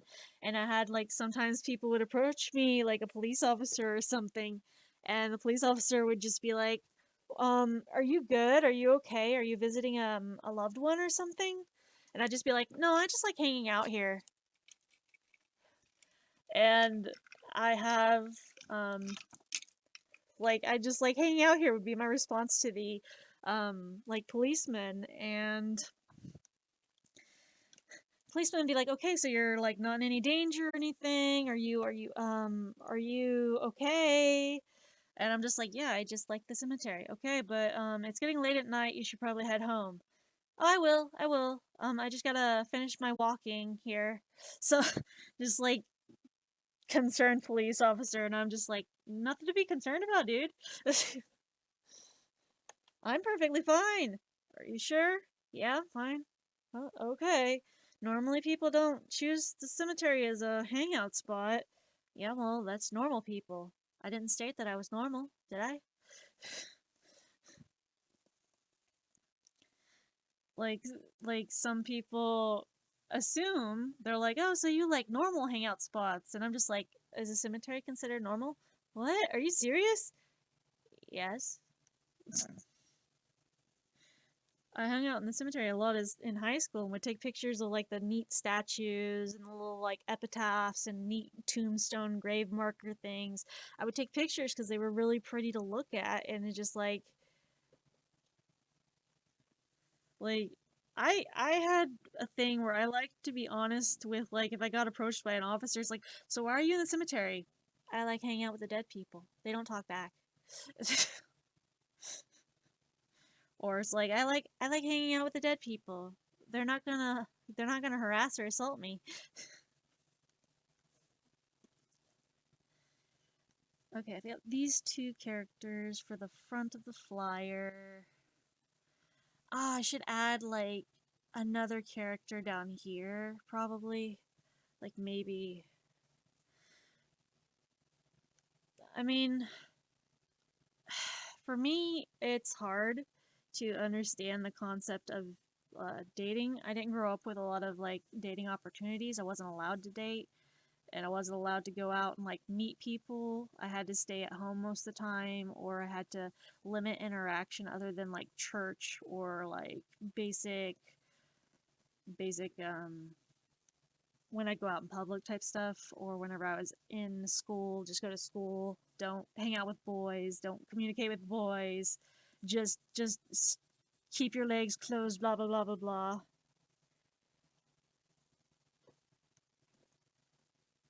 And so like, I didn't grow up dating a lot with people. I didn't have a lot of interaction of dates, and so I finally started dating whenever I reached like 18. And even then, I've only dated maybe 4 people. Um, and even then, it was still hard to date because I didn't know how to interact. I didn't know what you're supposed to do. A lot of the times I'd have like people who were like, "Oh, well, you obviously you kiss when you're on a date," and I'm like, "No." Well, you have to show affection. We can hold hands. Okay. Like it's one of the things where people like, "Oh, but people kiss on dates," and I'm just like, "No, I don't know you that well. I don't know you well enough to do that. Nope, sorry." Like, nope, sorry. Nope, don't know you. Don't know you. Stranger danger. Well, that is what happens when you meet someone and you go on a date. It's a stranger and you're trying to get close with them. Yeah, stranger danger, stranger danger. Keep your distance. But it's a date. Yeah, no tachi. Like, I have this basic idea that when it comes to like dating people, it's like, ah, yes, this concept, hanging out with another person, but you're alone with this other person. Okay. And my brain goes, okay, so you're alone with this other person. Okay, we got this. But you have to interact with this other person. Okay, we're getting a little confused here. What do you mean? You're supposed to conversate with them. Okay, what do we talk about? We can talk about airheads. No, we're not talking about you. Okay. I was referring to the candy. Um, you can talk about pasta. Everyone loves pasta. What about the people that can't have gluten? Okay, maybe pasta's a bad subject. Like, I would just, my brain basically goes, okay, so we must interact with this person. We have to interact with this person. What do we do? I don't know. What do normal people do? Okay, let's think. What we have seen with normal people. Well, they hold hands. Okay. That's a little bit outside the comfort zone for a first thing. Okay, so maybe you should like give them a hug. Yeah, but what if they get too close? Okay, good point. No hug, no hug till we get to know them on the second date. Okay, we got this. So what do we discuss? Let's discuss art. What if they're not into art? Well, do they like video games? I guess video games would be a safe topic. So it would go like that in my head, and then when it comes to like IRL, like actually in that scenario with someone, I'm just like, hi, do you like sushi? Pizza? Perhaps you like tacos. And then like not only that, but my brain goes, okay, I must communicate with this person. Okay, but this person wants to get to know you. Yeah, that's a little bit personal there. Yes, dating is personal.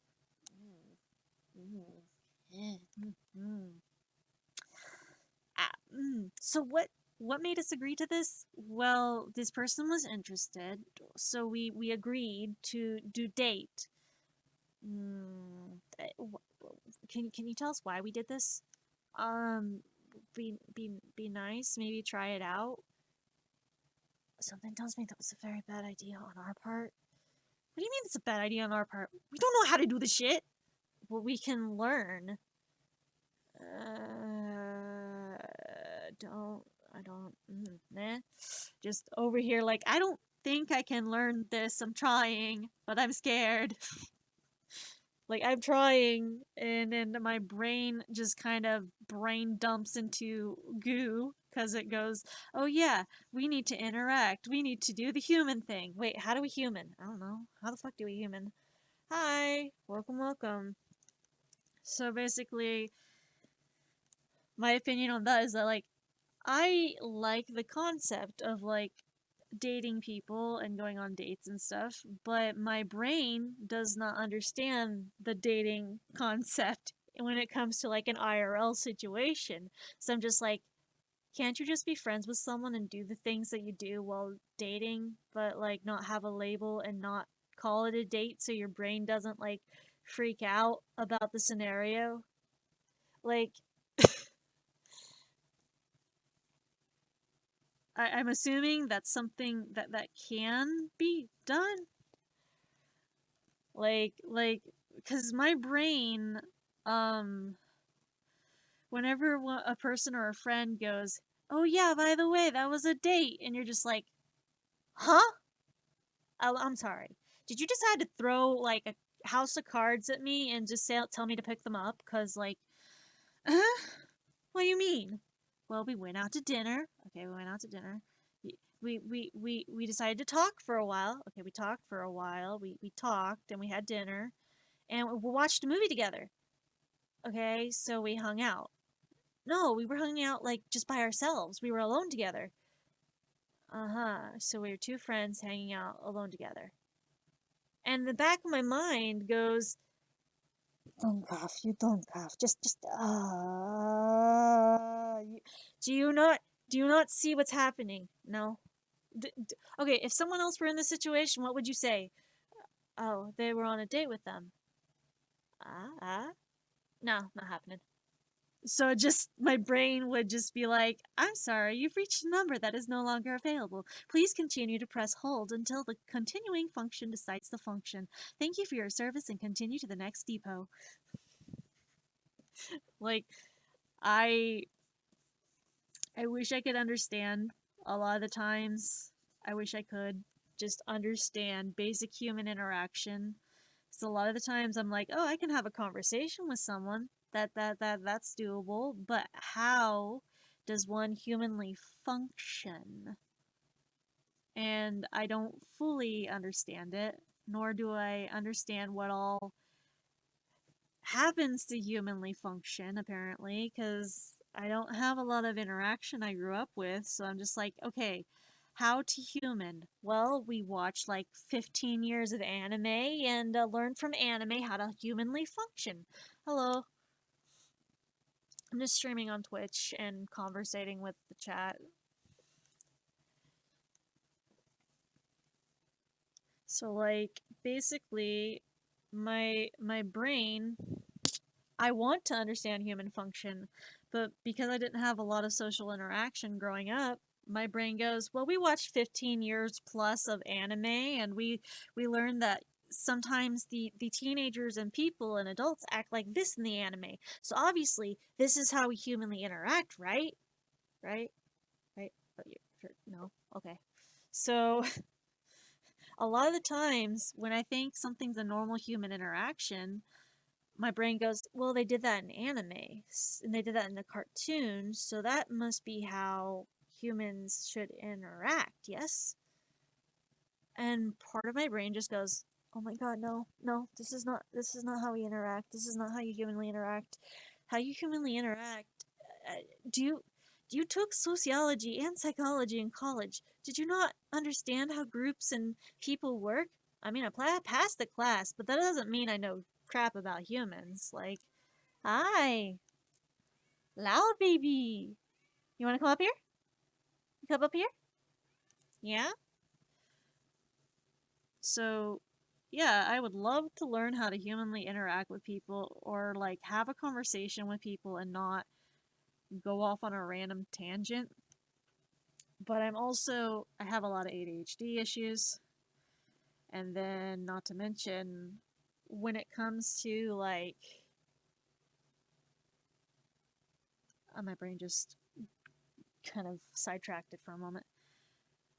I get distracted a lot. And what I've learned from some human interaction with like dating and stuff, people are like, but you have to have a conversation with someone. You have to stay focused on the person you're talking to when you're in a conversation. But also you have to humanly interact in a way that you need to be able to focus or understand how this works, and my brain does not understand exactly how this works exactly, because a lot of times people, when they try to explain dating, some people are like, well, when you date you look for a perspective. Oh, okay, that's no problem. So people, whenever they say you're supposed to like look for a prospective partner of who you want to live with or what you want in someone for the rest of your life, like what you are, is this person going to be someone you would want to like look for those traits in? And would you be able to put up with this on a daily basis 24/7? And my outlook is, look, no one's going to be able to put up with me for 24/7. That sometimes people need a break. Sometimes people need like alone time. Sometimes people need to step away from something for a moment and have a time to breathe. And I understand that. I also understand that like I didn't know you were supposed to be looking for something that you would want in a prospective partner. I just thought dating was one of those things where you just kind of you go on a date and you live in the moment, you enjoy what goes on, and you just play it by ear. I didn't know you're supposed to have a plan. I didn't know you're supposed to have like a basic analyzation of, does this person seem like a person I want to spend 24/7 with? Like my idea was, interesting person. Go figure out what I'll get to know this person. Understand if this person has a vibe I can chill with. If not, it was fun anyways.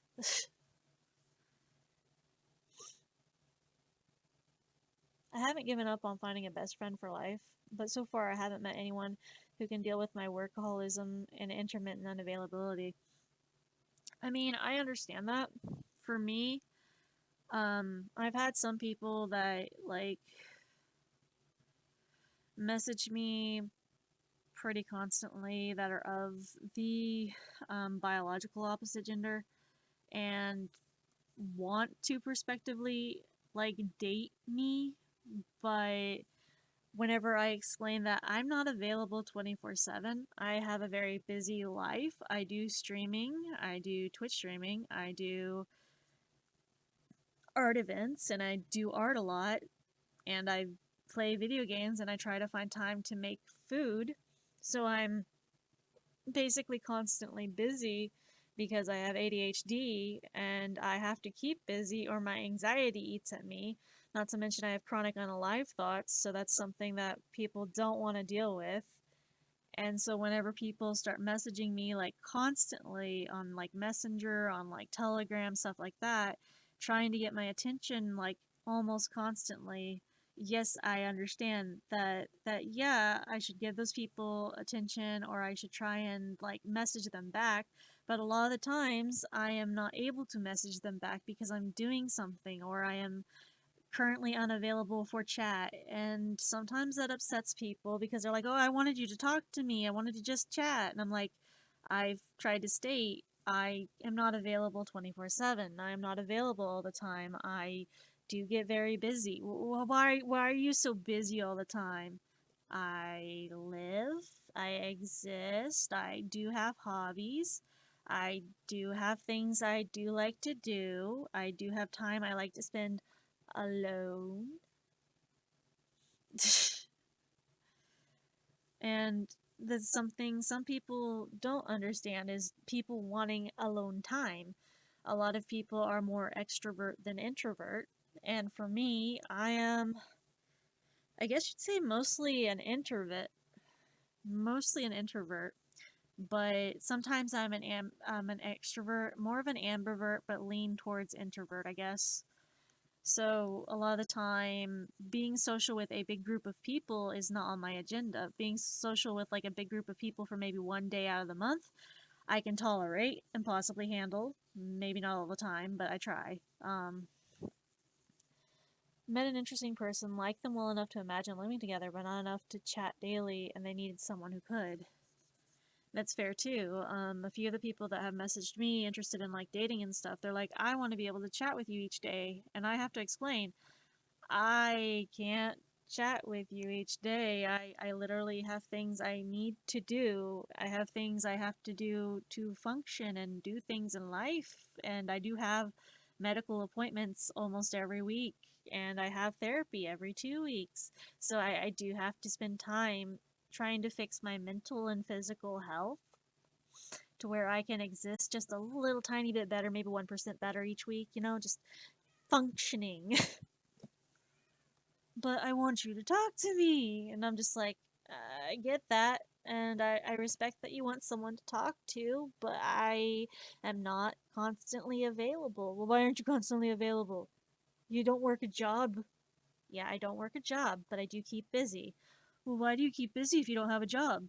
I do art, and the art events are my job basically. I do commissions, and I've done digital art for people and paintings for people because that is basically my job. But it's not an actual job. You don't go to work each day. You don't have a schedule. You don't have like days off or days you're not working.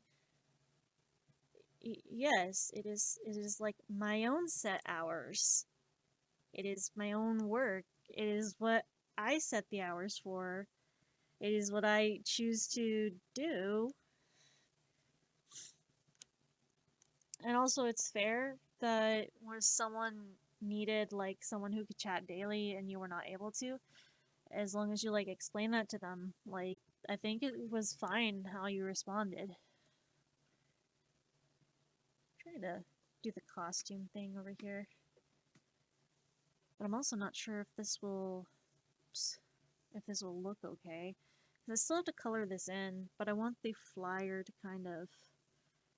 Let's try and transform this a bit down.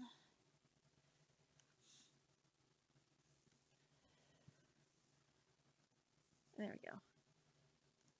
And I don't want too much responsibility. If someone's answer to what do you enjoy, and what are your dreams is spending time with you and buying a farm and 4 kids with you, too much for me. That is fair. Like, I do know that some people have this mindset of this is what I want to do for the rest of my life. These are my future plans, and I'm like, that's good. You have a future plan. I currently don't have a future plan. They're like, well, why don't you have a future plan? I didn't think I'd make it this far. That's silly. What do you mean you didn't think you'd make it this far? I literally did not plan to live past 16. What do you want from me? Well, that's silly. Everyone plans like a future of what they want as an adult. You may have. I did not think I'd get this far. Do you not understand? I did not plan for the 20s. I did not plan for the 30s. I didn't even plan to get to 80. I didn't even plan to get to 18. I'm like 16. We got this cap at 16. Like I do not I did not know what I wanted to do with my life. Like I basically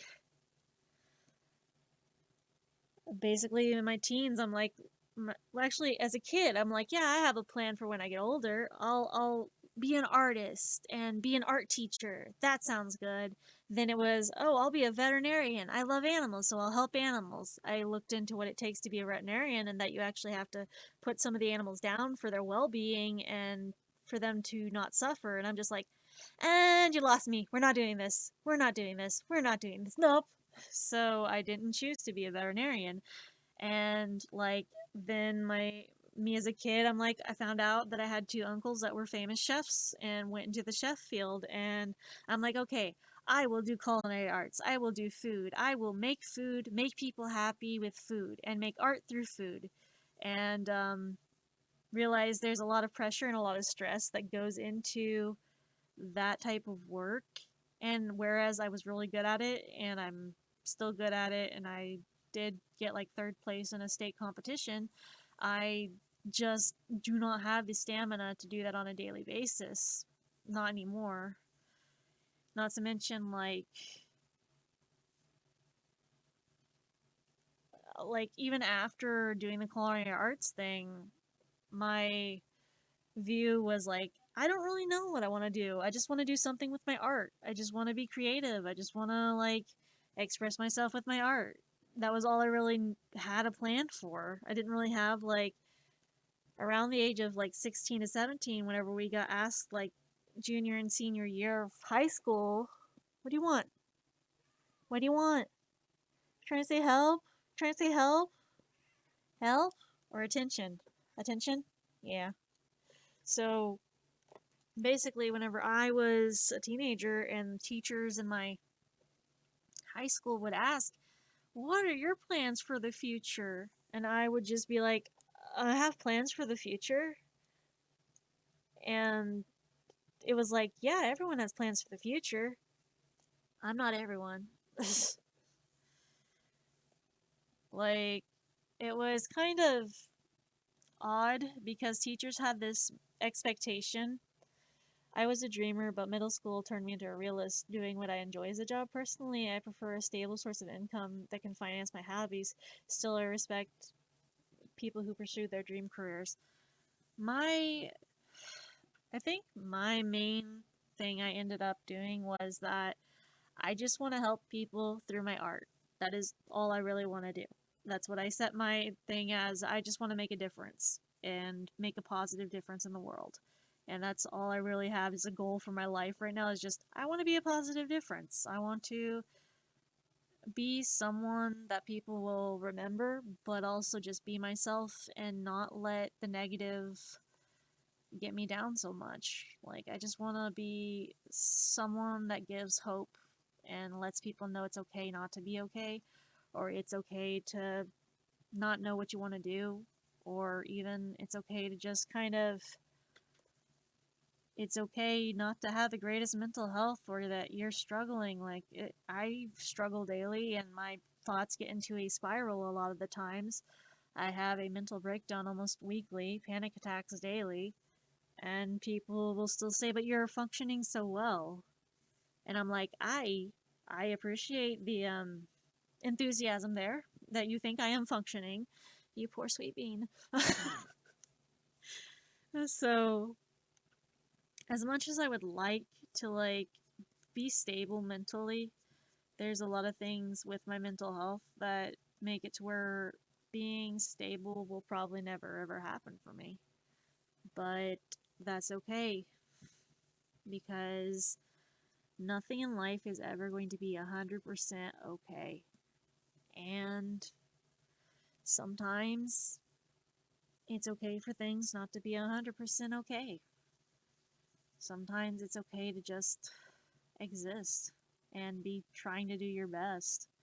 And your best may not be the same every day. It might not even be 100% every day. Your best may be like a shitty 2% of what it was yesterday, and that's still enough. That's still good enough. That's still good. Like, nothing has to be 100%. And I'm still trying to learn that myself, that my production does not equal, that my worth does not, my worth is not determined by my productivity. I understand that. And it's hard for me to understand that. Like, survival is good, but in my case, I've lived in survival mode all of my life.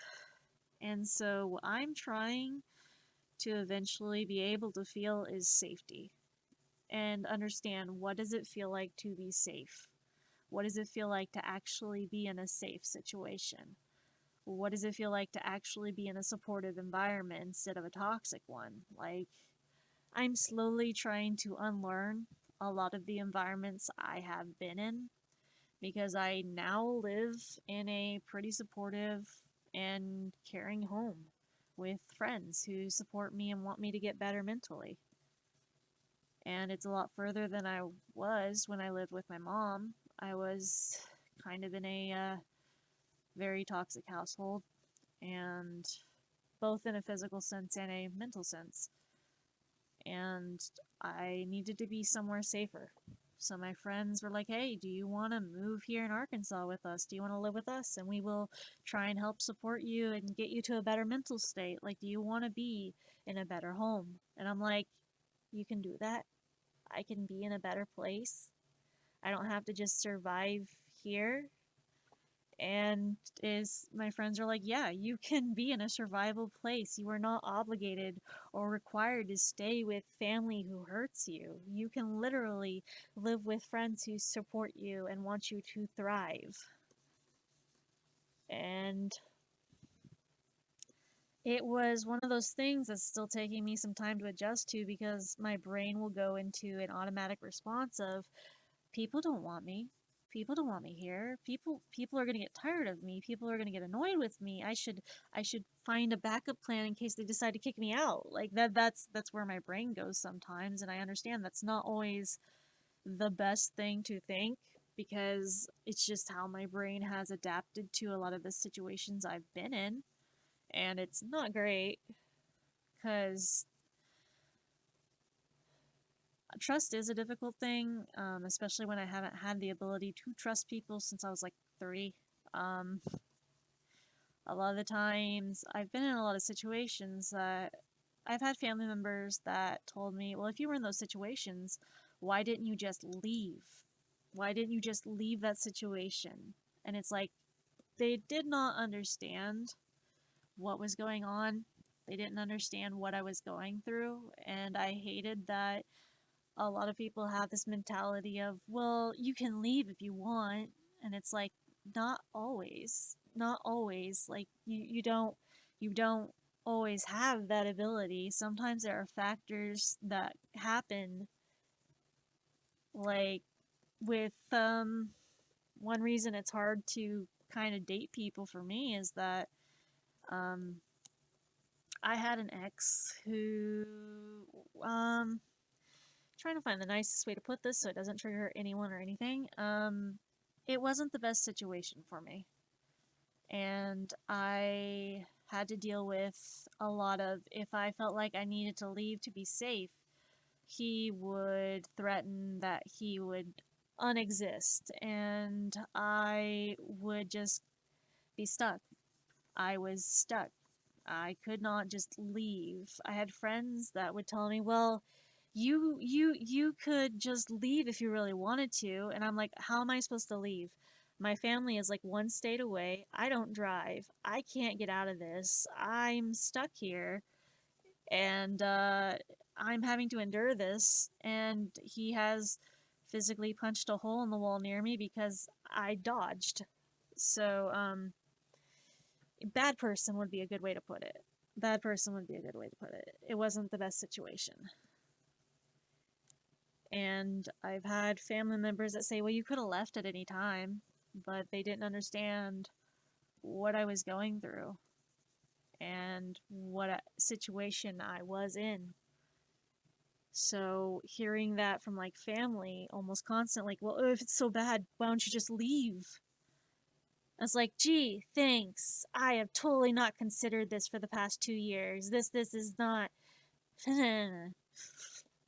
like, it's a bit difficult, because when no one really understands what you're going through and they don't have an idea of what it's like, it's harder for people to understand and harder for people to comprehend that the situation is more complex. I've seen it. It's horrible. If you leave, it sticks with you. Yeah, like, it is hard, and it's hard to unlearn the behaviors that you had to go through to survive through those situations. Like, I understand you don't understand my situation, but like, I guess you sympathize. I guess sympathize would be the right word, maybe. Um, just basically, a lot of people don't understand, and it does differ for everyone. Like, you are correct on that. A lot of people, some people are lucky. Some people can get out. Some people can escape. Some people can get to a safer place. And that's great. That's wonderful. And that's honestly amazing that they can escape. My situation was not exactly as simple. And a lot of times people will not fully understand what a person's going through in those situations, and so their logical response is, oh, you can leave anytime. Oh, if you didn't want to be there, you wouldn't be there, and stuff like that. Like, a lot of people don't have this mental understanding that not everything works out like that. Not everything is like you can leave at any time. Not everything is like simple. Relate on some level since I've experienced similar things but in different colors. That's fair. I want to finish this flyer today so I can print it out before my printing service ends tomorrow.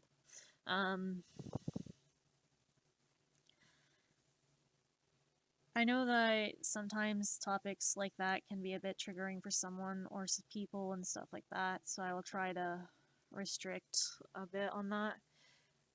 I understand that like mental health and discussing mental health is important, and that some people don't fully understand some aspects of mental health, and that's okay.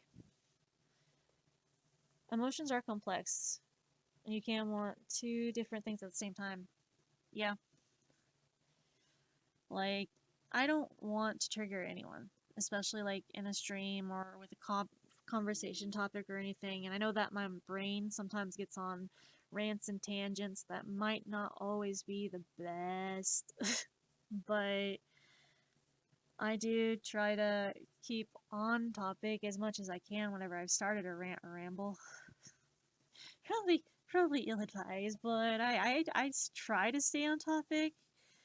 I'm not the best at it usually, but I'm trying to get better. Gonna try and color in this ribbon. Maybe do silver lining on the ribbon. That might be pretty. Yeah. Um, how do I get to a better thing to talk about? I've got like a ton of candy for the art event next week. I've got so much candy. Like, I tried to prep as much like candy for Halloween related things for all the people that show up, get free candy and stuff. And I kind of went a bit like I don't know if you can see it. This big bag. This big bag. This big bag is candy. It's just candy. Actually, so what I got for, let me put this down here. What I got for the art event, I've got like these gummy teeth. I've got ring pops of different flavors, candy sticks. I have Reese's Pieces, Skittles. I've got Suckers, Kit Kats. I've got Airheads. I've got different chocolates, and I think that's a majority of what I have. Is just those basic things. Yeah, Halloween's at the end of the month. A lot of people almost forgot. I also have like 3 jars for guessing because I decided to fill like 3 different jars with different candies so that people can take a guess at different candy jars.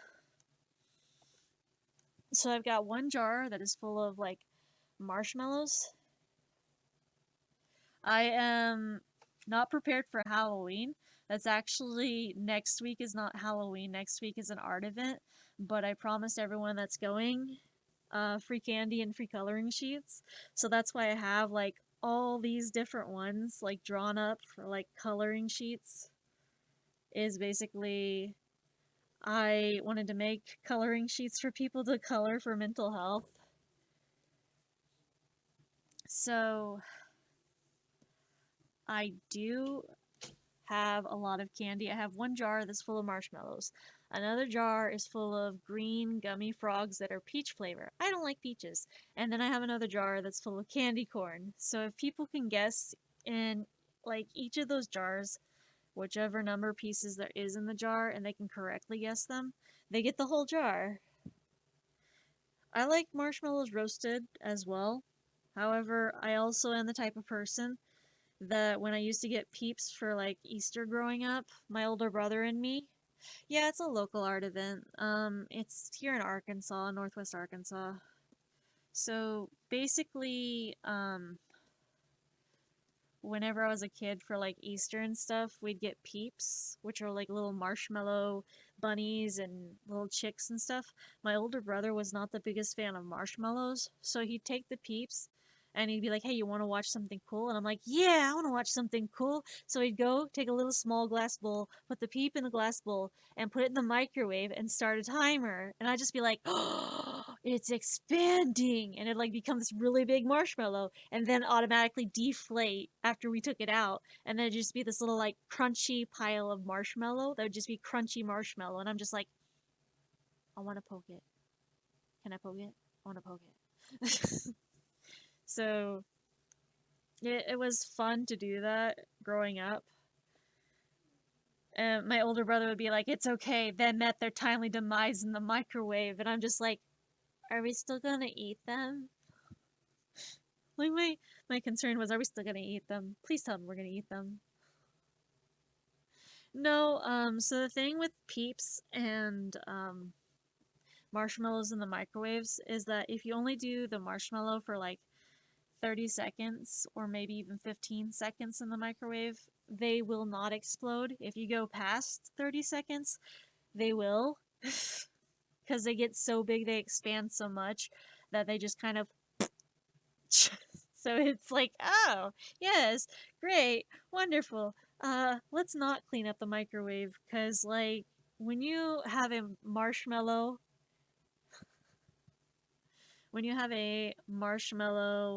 that is in the microwave and it does explode in the microwave, I used to also work hotel work and would do housekeeping and just housekeeping, maid service for the hotel, and we would have microwaves in the rooms. And sometimes we had guests who had kids that liked to put marshmallows in their microwaves. The only thing is, kids don't stop at the 30 seconds. Whenever it comes to the freaking microwaves in the hotel rooms, kids don't stop at the 30-second mark for those marshmallows. They like to watch them get bigger and bigger and bigger until the marshmallows will explode in the microwaves. And if you're working housekeeping and you're working maid service and you're having to clean up the rooms afterwards, you're having to clean up the microwaves, the fridges, everything. The problem with exploded marshmallows in the microwave is that it's hard to get it off of the microwave. It's hard to get it out of the microwave. It is a sticky, sugary mess that you can no longer clean up unless you let it soak. And when you're doing hotel work, there is not a lot of time to just let it soak if you have over 40 rooms you have to address.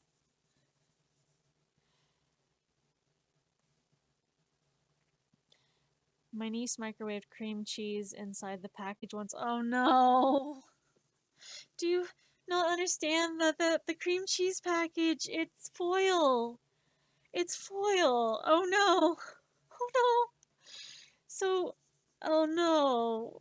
That just sounds like an accident waiting to happen. Oh my god. I know what foil does in the microwave. I unfortunately know what foil does in the microwave. Okay, I was a curious kid. Um, don't put foil in the microwave. It starts sparking. It leads to explosion. Don't do it. You ruin the microwave. So, yeah, like putting a cream cheese package because they're foil in the microwave, bad idea. Please don't do it. Unless it's like one of those microwavable cups that says, hey, you can put this in the microwave, just remove the metal piece, please. Like, oh jeez. I am so sorry you went through that. Like, that is not great. That is not great at all. I could just imagine how that went. Oh my god. Luckily, I noticed before the kitchen burned down, but my sis had to get a new microwave. Oh, yeah, I get that. So, here recently, I have not had the best luck with cooking here recently. Normally, I'm really good at cooking, but this past week has been just, it's been a week. I tried to cook. I really did. Um, Started to do like the Japanese rolled omelets and putting those in a I usually have the little tamagayaki skillet, which is for the rolled Japanese omelets that I make it in. And so I had leftover omelet stuff. So I thought, okay, I made the rolled omelets. Now I can make a regular omelet. Well, the thing with regular omelets is that sometimes you have to flip them, meaning you have to kind of flip them over in the pan. So tamagayaki skillets are not very big. They're very small rectangular skillets. They are, I will find a reference picture real quick. Tamagayaki skillet. Images. Let me try and get this to load. Okay, so the tiny skillet I have for rolled omelets. Let's cook this. Copy image. Go to here. So the tamagayaki skillet, let me do this over here and grab this. Control V. Okay, so I'm grabbing the reference image. So this thing here, that is the size of a large tamagayaki skillet, okay? That is what I have, is the biggest size available, but mine is purple on the outside, not green, but this is basically the skillet I use. So the thing is, I had this whole bottom of this filled with omelet stuff, and I'm like, okay, so I had enough left over, I could make a regular omelet. That was such a bad idea. So I thought I can make a regular omelet. This is fine. So I go to flip the omelet in the skillet. Part of the omelet starts to drip down the side of the pan and start to catch on fire. So I quickly address it. And I'm just like, oh my god, I'm gonna burn the house down. This is what's gonna happen. I'm gonna try to cook, and the house is gonna catch on fire. There's no wonder the fire alarms go off when I decide to cook. Though that is fair. Actually, I did try to make a pizza for my roommates at 4 a.m. once. I was making it from scratch with like dough and stuff, and I accidentally caused the smoke alarms to go off in the house because part of the pizza was burning on the bottom of the oven. So at 4 a.m., all the smoke detectors in the house started going off while my roommates had been in bed for like 2 hours sleeping. So they get woken up by the loud noises of the alarms going off. And I'm just like, all I did was want to cook pizza. It was an early wake up and it was not enjoyable for them. It was terrible and I felt so bad. So they got woken up, and then another time I tried cooking, nothing was burning, but the smoke alarms, because I was cooking, decided to go off anyways, and I'm just like, really? Really? I'm just trying to cook and you're gonna go off again? Come on, let me make food. So, that's happened, and then, just yesterday I kept trying to make, basic foods for like breakfast, which was for breakfast I tried making like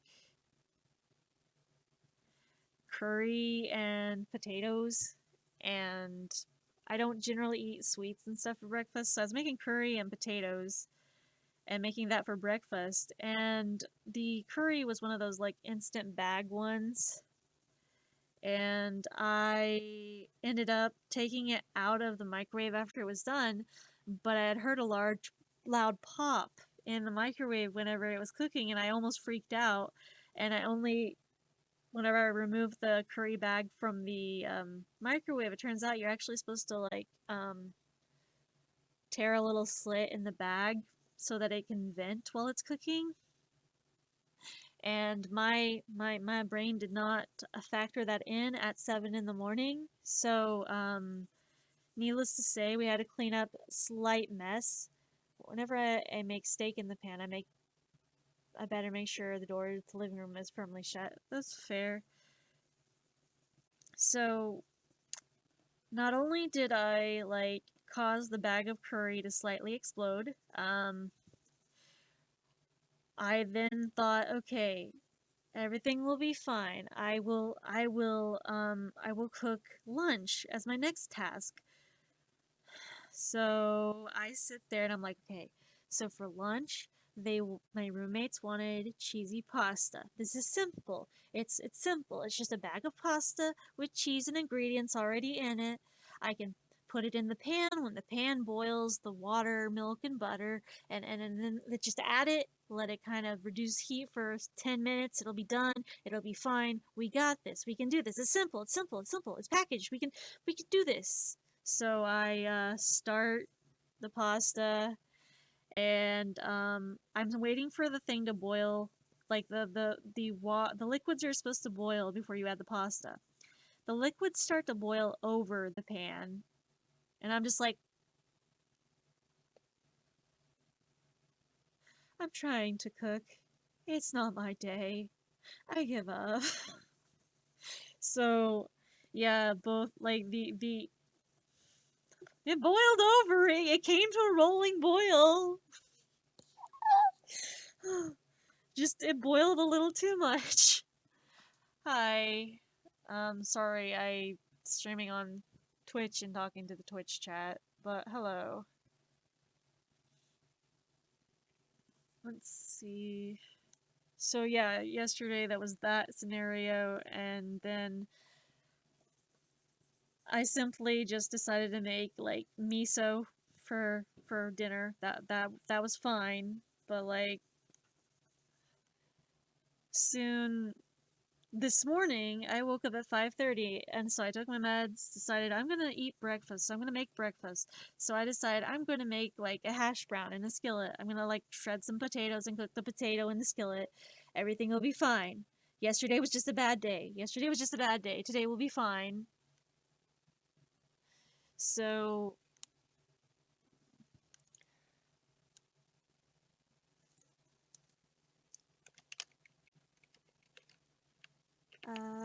pierced, and I am Hufflepuff. Okay. So like I thought yesterday was bad, so I tried to cook breakfast at like 6 in the morning, and I thought hash brown will be simple, hash brown will be easy enough.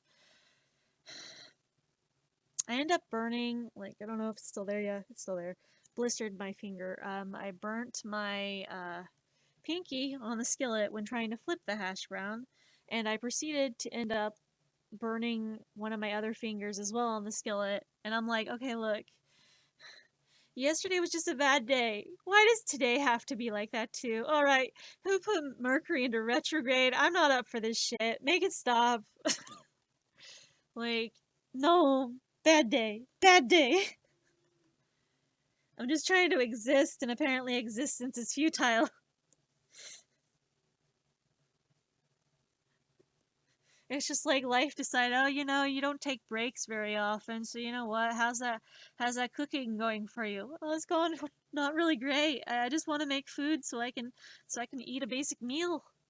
Yeah, we decided no. No. What do you mean no? I cook every day. Yeah, but you don't rest every day. Oh, okay. I mean, you should probably prepare food. Food is important. Go gym. I used to go to the gym a lot, but okay, whatever. Good luck on your cooking. Please do not burn your food. That is bad. And then we go over here and color this in. I've already done my bike riding for today, so no thank you. Hey, people and their comments.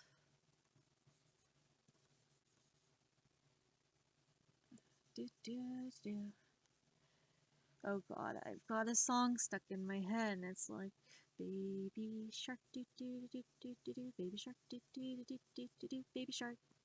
Oh no, now it's stuck. Maybe we can change the song going through our head to Barbie Girl.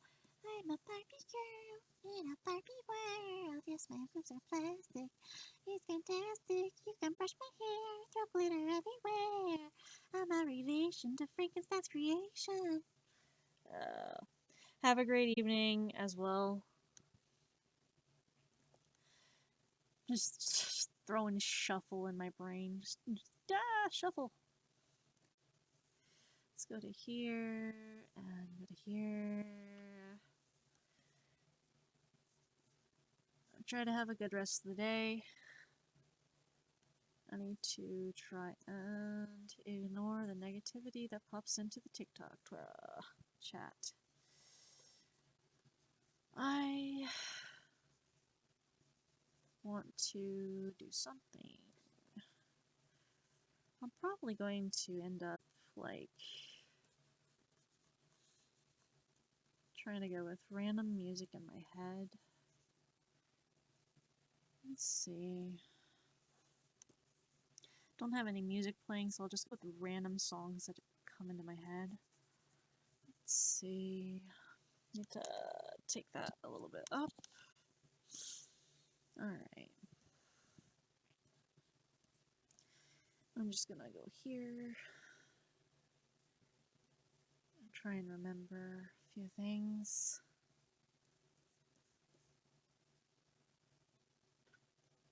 Let's see.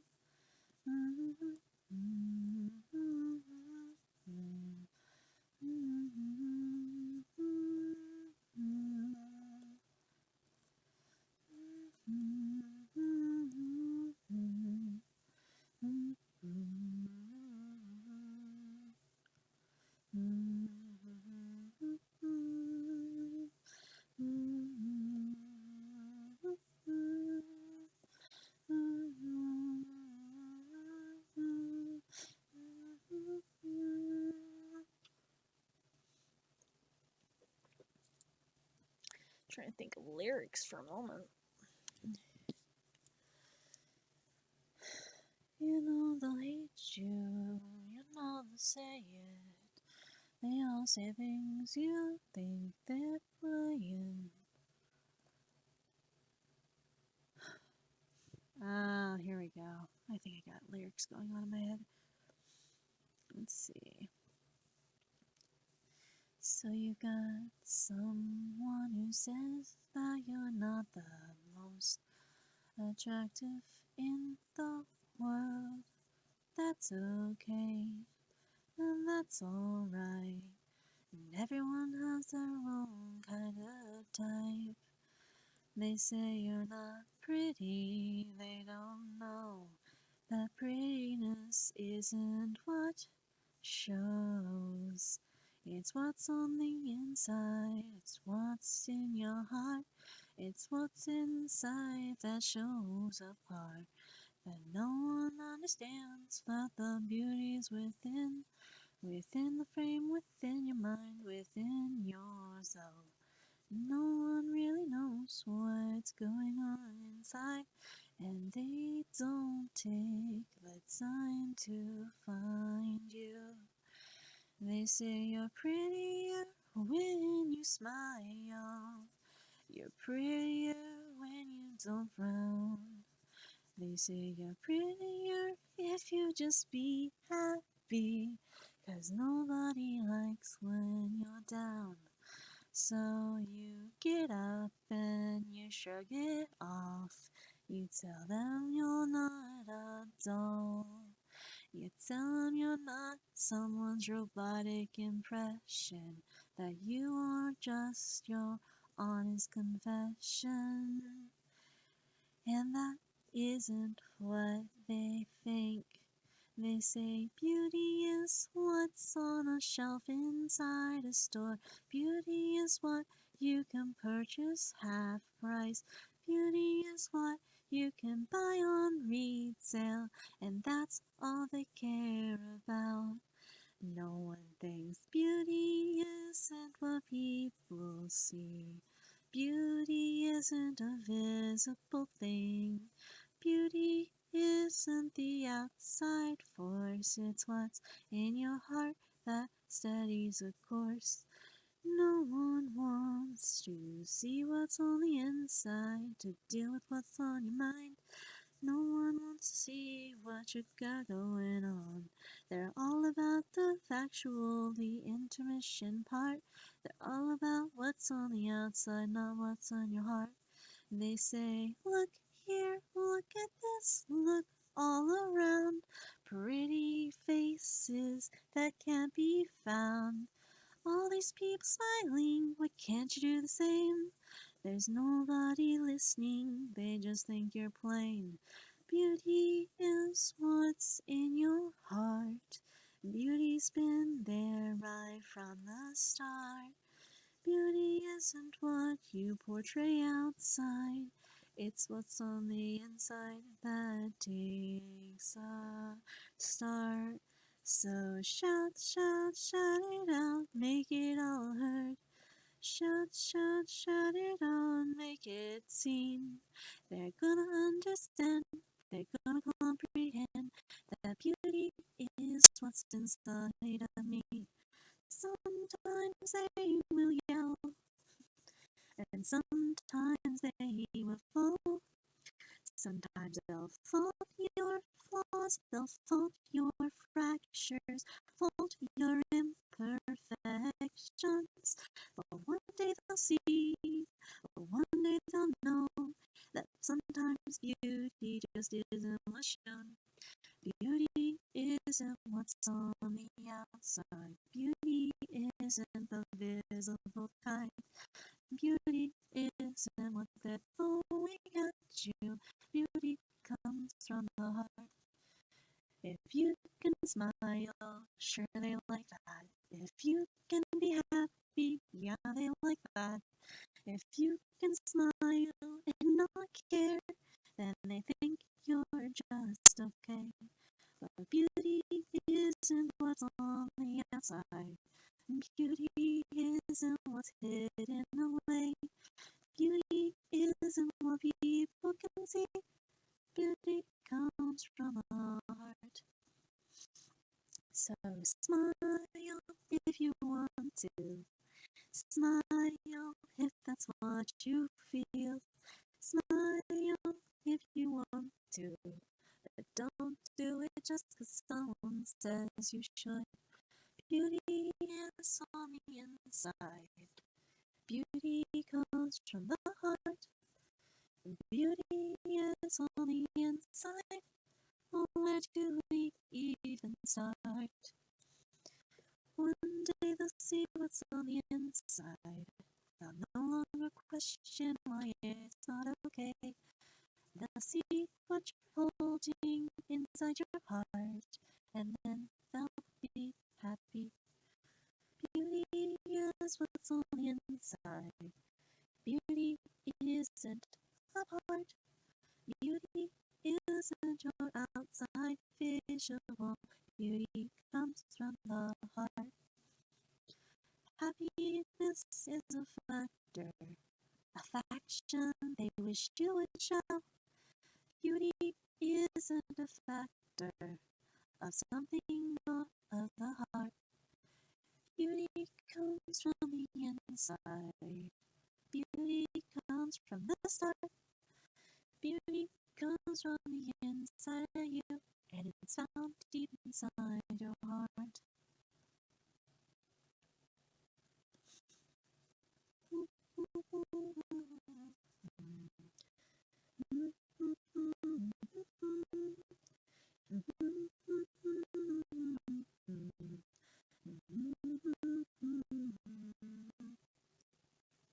Let's see.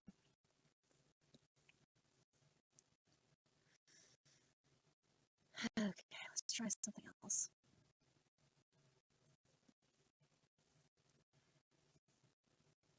So you want to step back and say you're not okay.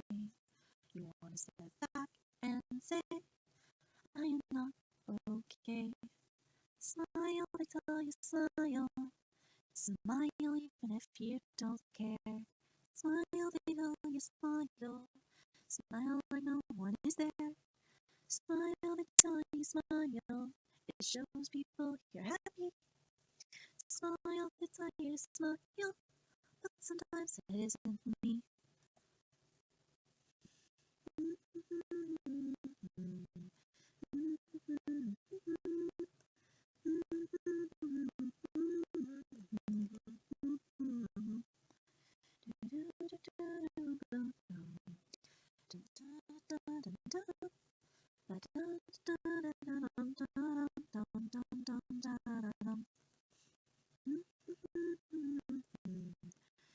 Beauty comes from the heart, beauty comes from the inside, and it's been there since the start. When you look and see all the pictures too, you see what's there. Okay, let's see.